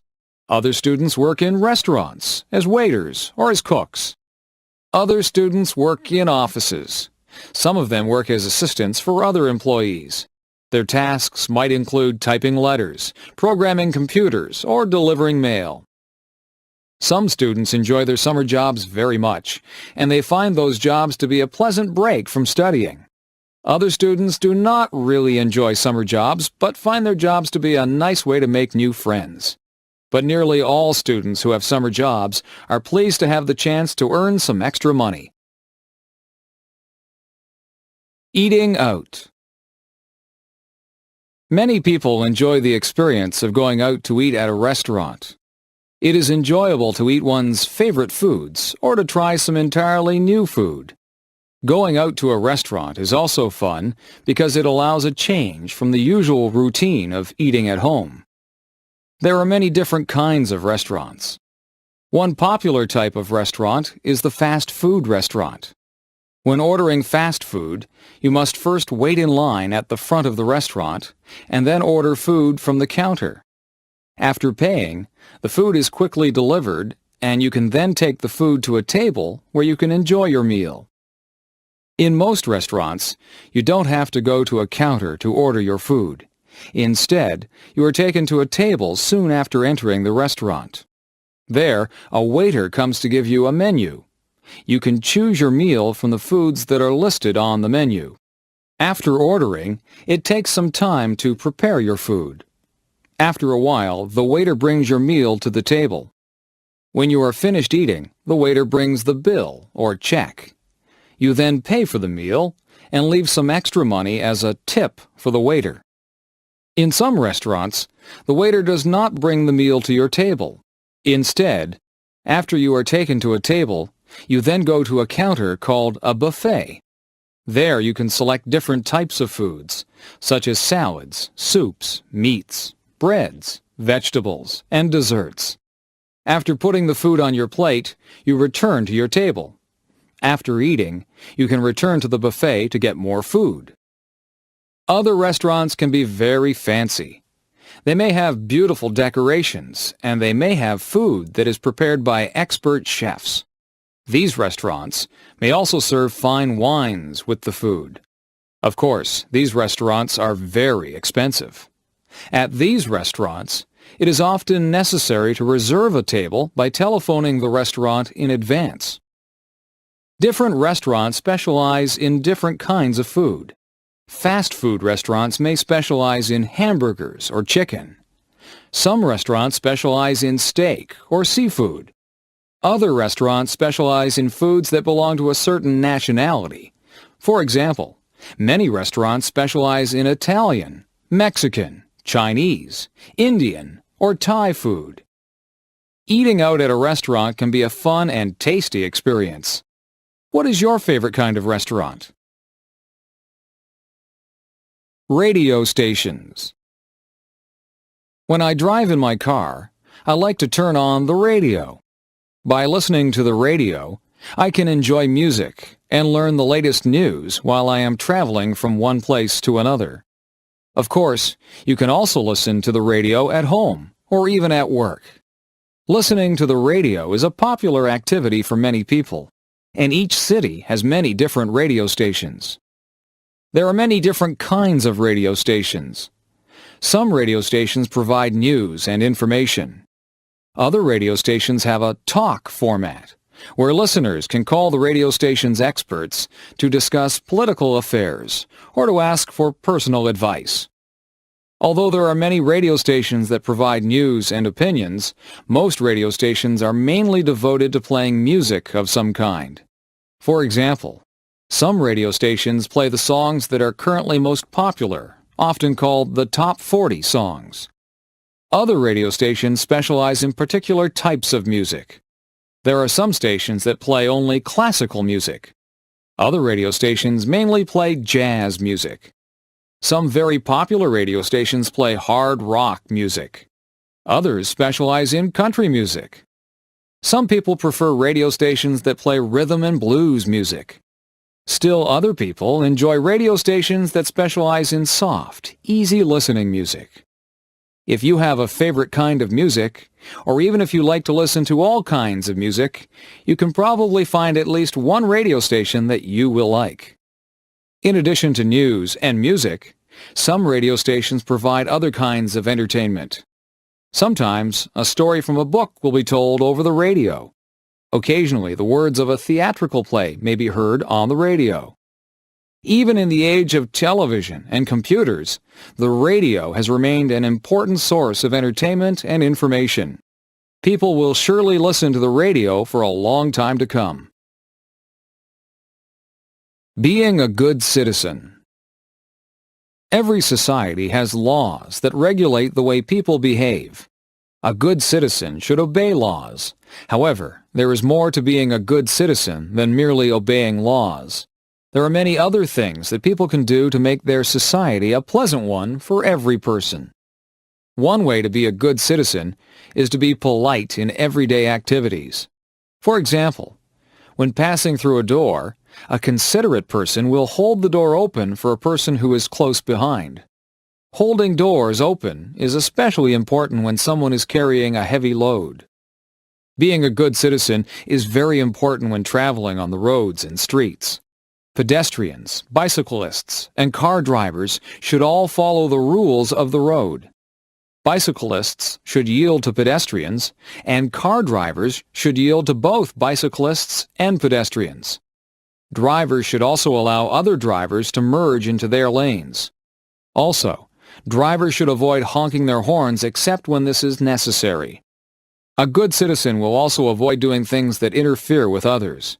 For example, a considerate person does not smoke cigarettes in areas where this might irritate others. Also, a polite person avoids playing music so loudly that other people will be annoyed. And, of course, a good citizen avoids littering or making a mess. Other ways of being a good citizen involve greater effort. Some people serve their community by doing volunteer work of some kind. Other people help by donating money to a charity. Another way to serve the community is to donate blood. Blood donors are needed so that there will be enough blood available to help people who are sick or injured. Being a good citizen is very helpful for the community and it also gives a feeling of satisfaction and pride. Visiting the doctor. When people feel sick, they go to a doctor. But sometimes people visit the doctor even when they are not sick. Doctors can perform a medical checkup to find out if a person is healthy. By performing this physical examination, the doctor can identify any health problems that might be developing. During a checkup, the doctor examines your eyes, ears, and throat. The doctor uses a small flashlight to examine the eyes, ears, and throat. It is important to make sure that the eyes react normally to changes in light. It is also important to make sure that the ears and throat have a normal appearance. When the doctor examines your throat, he or she will ask you to open your mouth wide and say, "Ah." The doctor uses a stethoscope to examine the patient's heartbeat. The stethoscope hangs around the doctor's neck. By using a stethoscope, a doctor can hear the patient's heartbeat very clearly. While checking the patient's heart, the doctor also listens carefully to make sure that the patient's breathing is normal. The doctor also checks the patient's blood pressure. Blood pressure is measured by placing a cuff around the arm. Air is then pumped into the cuff, and this allows blood pressure to be measured. Having very high blood pressure or very low blood pressure is not good for one's health. It is better to be in between. Another part of the examination is a test of the reflexes. The doctor tests the patient's reflexes by gently hitting his or her knee with a small hammer. If a person has normal reflexes, the leg will extend suddenly. Sometimes a doctor may give injections using a needle as an extra part of the checkup. These injections, called vaccinations, prevent the patient from developing certain illnesses. Medical checkups can help to maintain health, but people should also maintain their health by leading a healthy lifestyle. A small town. I grew up in a small town. There were only about 2,000 people who lived in the town where I grew up. When a town is very small, it is also called a village. My village was surrounded by many farms and many lakes. The house where my family lived was near the middle of the town. On the streets where we lived, most of the houses were similar in size, but many of them had different shapes and different colors. Each house was surrounded by a yard, where people grew their lawn and their garden. Often, I would walk from my house to the downtown part of the village. Downtown is the area where the stores and shops of a town are located. Because I lived in a small town, it was a short walk to the downtown area. Along the main street, there are several different kinds of stores. Some stores sold food, some stores sold clothing, and some stores sold hardware or building supplies.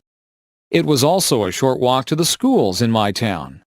When I went to elementary school, it would take about 10 minutes to walk to the school. Some of my friends lived on the same street where I lived. Sometimes we walked to school together. During the summer months, many people came from the big city to visit our village. The people liked to get away from the busy streets of the city. They enjoyed the quietness and the slow pace of village life. They also liked to spend their vacations near the lakes that were near the village. People from the city often said that people who live in villages seemed very friendly. When I grew up, I left my village and I went to work in a larger town. But sometimes I like to go back and visit the place where I grew up. Personal computers. During the 1980s and 1990s, personal computers became very widespread. The use of the computer has changed people's lifestyles in several ways. Before 1980, hardly anyone owned a computer. Only governments and large companies had computers. But throughout the 1980s and 1990s, computers became much cheaper, faster, and smaller, and they held much more memory. More and more people were able to afford to buy a computer. By the year 2000, computers had become very common. For many people, the personal computer is used mainly for performing calculations and for word processing. For example, people can calculate their finances on the computer. They can also use the computer to type their written documents, such as essays or letters. Many people enjoy playing games on their computers. Some people like to play chess or checkers on their computer. Other people prefer games that require fast reflexes and fine coordination. Computer games were very simple during the early days of the 1980s. Today's computer games show detailed images and sounds. Another very popular use of computers involves communication. Many people keep in touch with their friends and relatives by using electronic mail or email. Email allows people to send letters instantly to people far away. It is even possible to attach pictures to one's email messages. Many people also like to use their computer to gain information on the Internet. The Internet is a vast network of electronic pages where people can find information on many different topics. For example, people can read newspapers and magazines on the Internet. Personal computers have only existed for a short time, but for many people, those computers have quickly become a very useful part of everyday life. Methods of transportation. In the modern age, people often travel long distances. Sometimes people travel for reasons related to their work. Sometimes they travel as tourists. And sometimes people travel to visit relatives and friends. There are many different ways that people can travel. Some forms of transportation move people along the ground. Other methods of transportation move people across the water or through the air. Airplanes provide the fastest method of traveling. Modern jet airliners travel at about 1,000 kilometers per hour. These airplanes cruise through the skies almost 10 kilometers above the level of the sea. Jet airplanes allow people to travel great distances in a short time. For example, it is possible to fly across a great ocean, such as the Pacific or the Atlantic, in several hours. Ships were once the only way to travel across the oceans. Before airplanes, it took many weeks or months to travel around the world. Today, many people still travel by ship when crossing smaller bodies of water. Some ships, called ferries, allow people to bring their cars with them onto the ship. Some people also like to travel by ship as part of a holiday.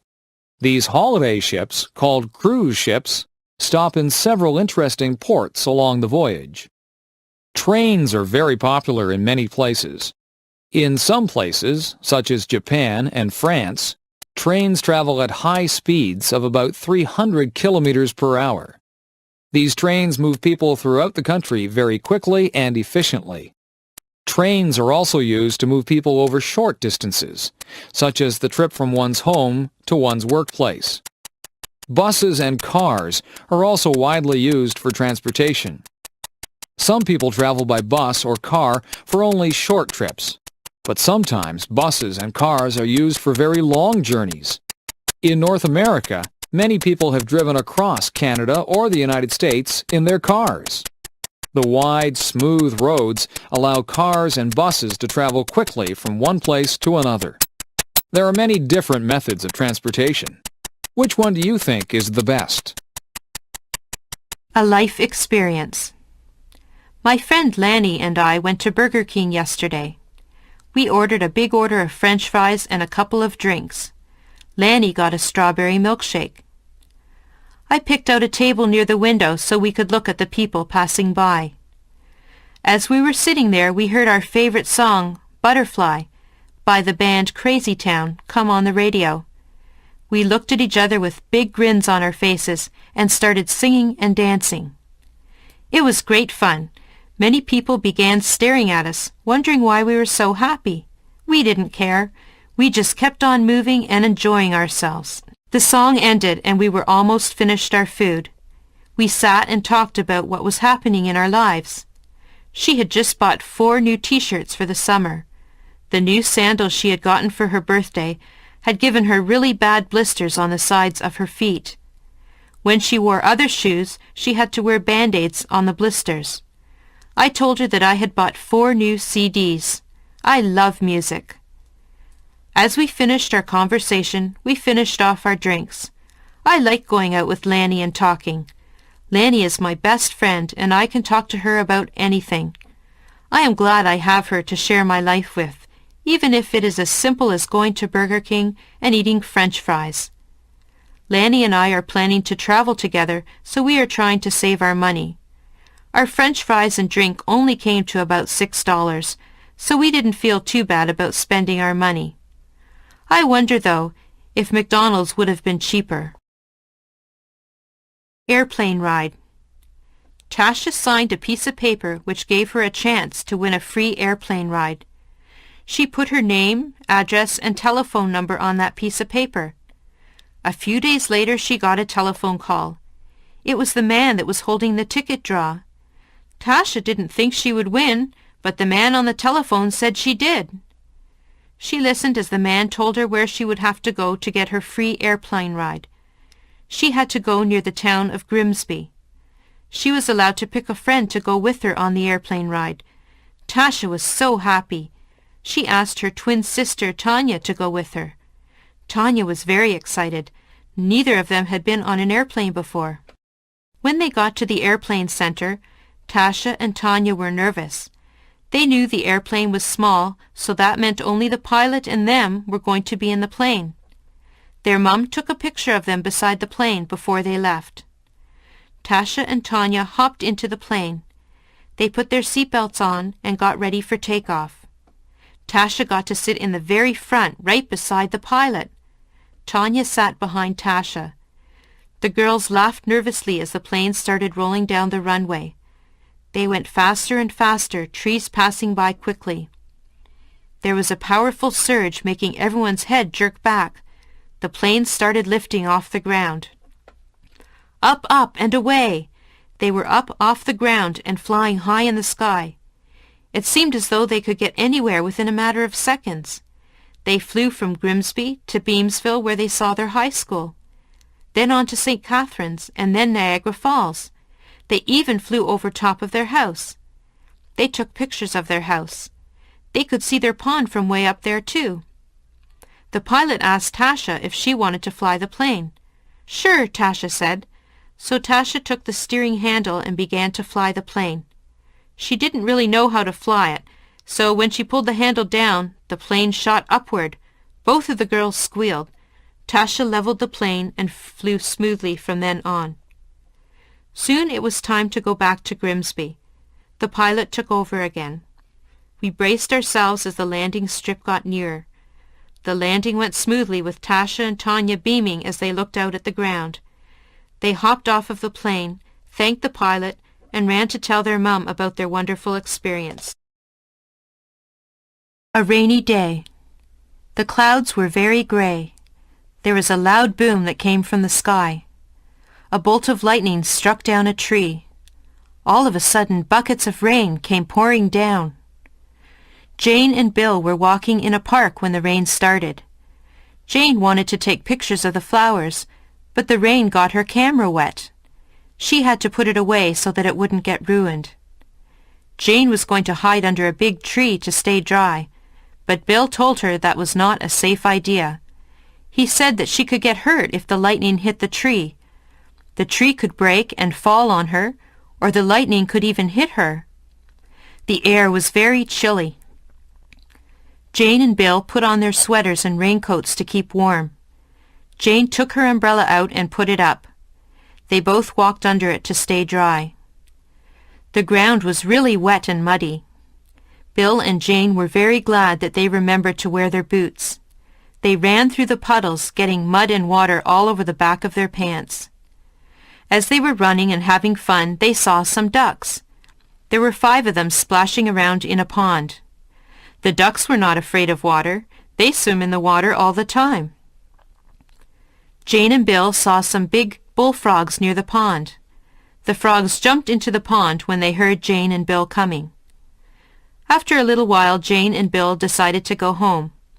They got into some dry clothes. Jane started to sneeze. She had gotten a little bit too wet. Bill noticed that the rain had stopped. "Look outside, Jane," he said. Jane wrapped a blanket around her shoulders and looked outside. There was a beautiful bright rainbow across the sky. Violet, blue, green, yellow, orange, and red. The rainbow shone high in the sky. I wonder if there's a pot of gold on the other side, Jane asked. She had once been told that leprechauns lived on the other side handing out money to those that made it to the rainbow's end. Bill didn't believe there was a pot of gold. Jane ignored Bill, though, and started off across the field to claim her big pot of money. Let's hope Jane finds her way back home safe and sound with a big pot of gold. Elementary School. I go to Gainsborough Public Elementary School. I am in grade 8. I am known as the King Queen of the school this year. I feel very grown up. I love being the oldest kid in the school. My friends and I are told that we are examples to the younger kids in the school. That means we need to be good. I remember looking up to the grade 8 kids when I was younger. I remember thinking how big and wise they seemed to be. Now that I'm in grade 8, I hope that the younger kids see me as wise. I want to be a music teacher or maybe a nurse. My school counselor helps me plan for high school. I am nervous because I know I will not feel like the king anymore. Things will be so different. I am excited because I will be meeting so many new people. I am looking forward to my graduation. I will wear a pink silky dress. My shoes are a light pink too. My date's name is Chad. He is very nice. He is a good friend. I have known Chad since I was a little girl. I know that my future will be a bright one. I will miss all of my friends, but I know we will see each other again someday. The middle child. I am the middle child of the family. I think it is nice in some ways. I have an older sister from whom I can borrow clothes from if she lets me. I get to meet my older sister's friends, although sometimes they think that I am too young to be with them. I have a younger brother. He is cute, but sometimes I have to babysit him. There are good things and bad things about being the middle child. My sister is the eldest child. She was the first child, so she spent time alone with my parents. She got lots of attention when she was first born. They took lots and lots of pictures of her. All her clothes and toys were brand new. I got her hand-me-downs. My parents were the strictest with her. They had lots of rules for her to follow. She is the first child, so they want her to be perfect. My younger brother is the baby of the family. I think that we all spoil him. We let him get away with some things that he shouldn't get away with. His room is always messy, and my mother never gets mad about that. She gets upset with me if my room is messy. She tells me that I'm old enough to keep a nice, clean room. It's no good thinking about which position you would like to hold in the family. You really don't have a choice about that. I think I like being the middle child. I can relate to my older sister and my younger brother. Yes, I think the middle is probably a good place to be. Advice to a student from a foreign country. My advice to a student from a foreign country would be to talk, talk, talk. Talk as much as you can to the people who live in the place that you are visiting. Talk to them and practice your new language skills. Learn all the funny sayings and different words that make up their language. Talking is the only way to really learn a language. Listen to people and talk to people. If you talk to people, you will also learn about their culture. I have a friend from Japan. His name is Nori. He often comes to see me just so that he can practice his English. He gets confused about words that sound the same but mean different things. He was asking me about the words see and see. I explained to him that they do sound the same, but they are spelled differently, and they mean different things. Nori is learning some of our funny sayings from different people. One morning, I asked him how he was, and he said, "Alive and kicking." Another morning, when I asked him how he was, he said, "So-so." He laughs about these strange sayings that we use. He is learning English quickly because he spends a lot of time with English-speaking people. He likes to have lunch with my friends and me because we ask him questions about his homeland, and he answers us in English. If he doesn't understand our questions, we spend time explaining what we mean to him. He says that he enjoys being here. He thinks that the people are very friendly. We enjoy speaking to him and helping him to learn English. We also enjoy learning about his country. It is enjoyable for us to meet new people and learn about new things. A ghost. One dark and gloomy night, I was sitting in my bedroom reading ghost stories. The stories were very scary. A storm was brewing outside my window. The wind began to howl, and the trees shook and bent in the wind. Lightning started to flash across the sky. I felt uneasy as I heard the low rumble of thunder. I glanced around my room. The shadows were deep and dark. The ghost stories were making my imagination play tricks on me. I thought that the shadows were moving. I looked under my bed to make sure that nothing was under there. I hid under the covers and peeked out. I was starting to hear things. A big streak of lightning flashed across the sky, and a loud clap of thunder made me jump. I was very nervous. All of a sudden, I heard a noise. It was coming from my closet. I thought that it must be a ghost. I looked out from under my covers and waited for the ghost to appear. My face was white, and I was very, very scared. Then I heard the noise again. Yes, there was definitely a rustling in my closet. I stayed very still and did not make a sound. I watched the closet and hoped that the ghost would not come flying out at me. Something started to come out of the closet. I squeezed my eyes shut. I didn't dare look at the ghost. I heard it come out of the closet. I felt it jump up on my bed. I was still too scared to look. Then the ghost made a noise. It said, "Meow." I opened my eyes and saw my kitten standing there. It was my kitten that had made the rustling noises in the closet. I laughed and felt very foolish. I have decided not to read ghost stories on dark, stormy nights. I think my imagination plays tricks on me when I read ghost stories on nights like that.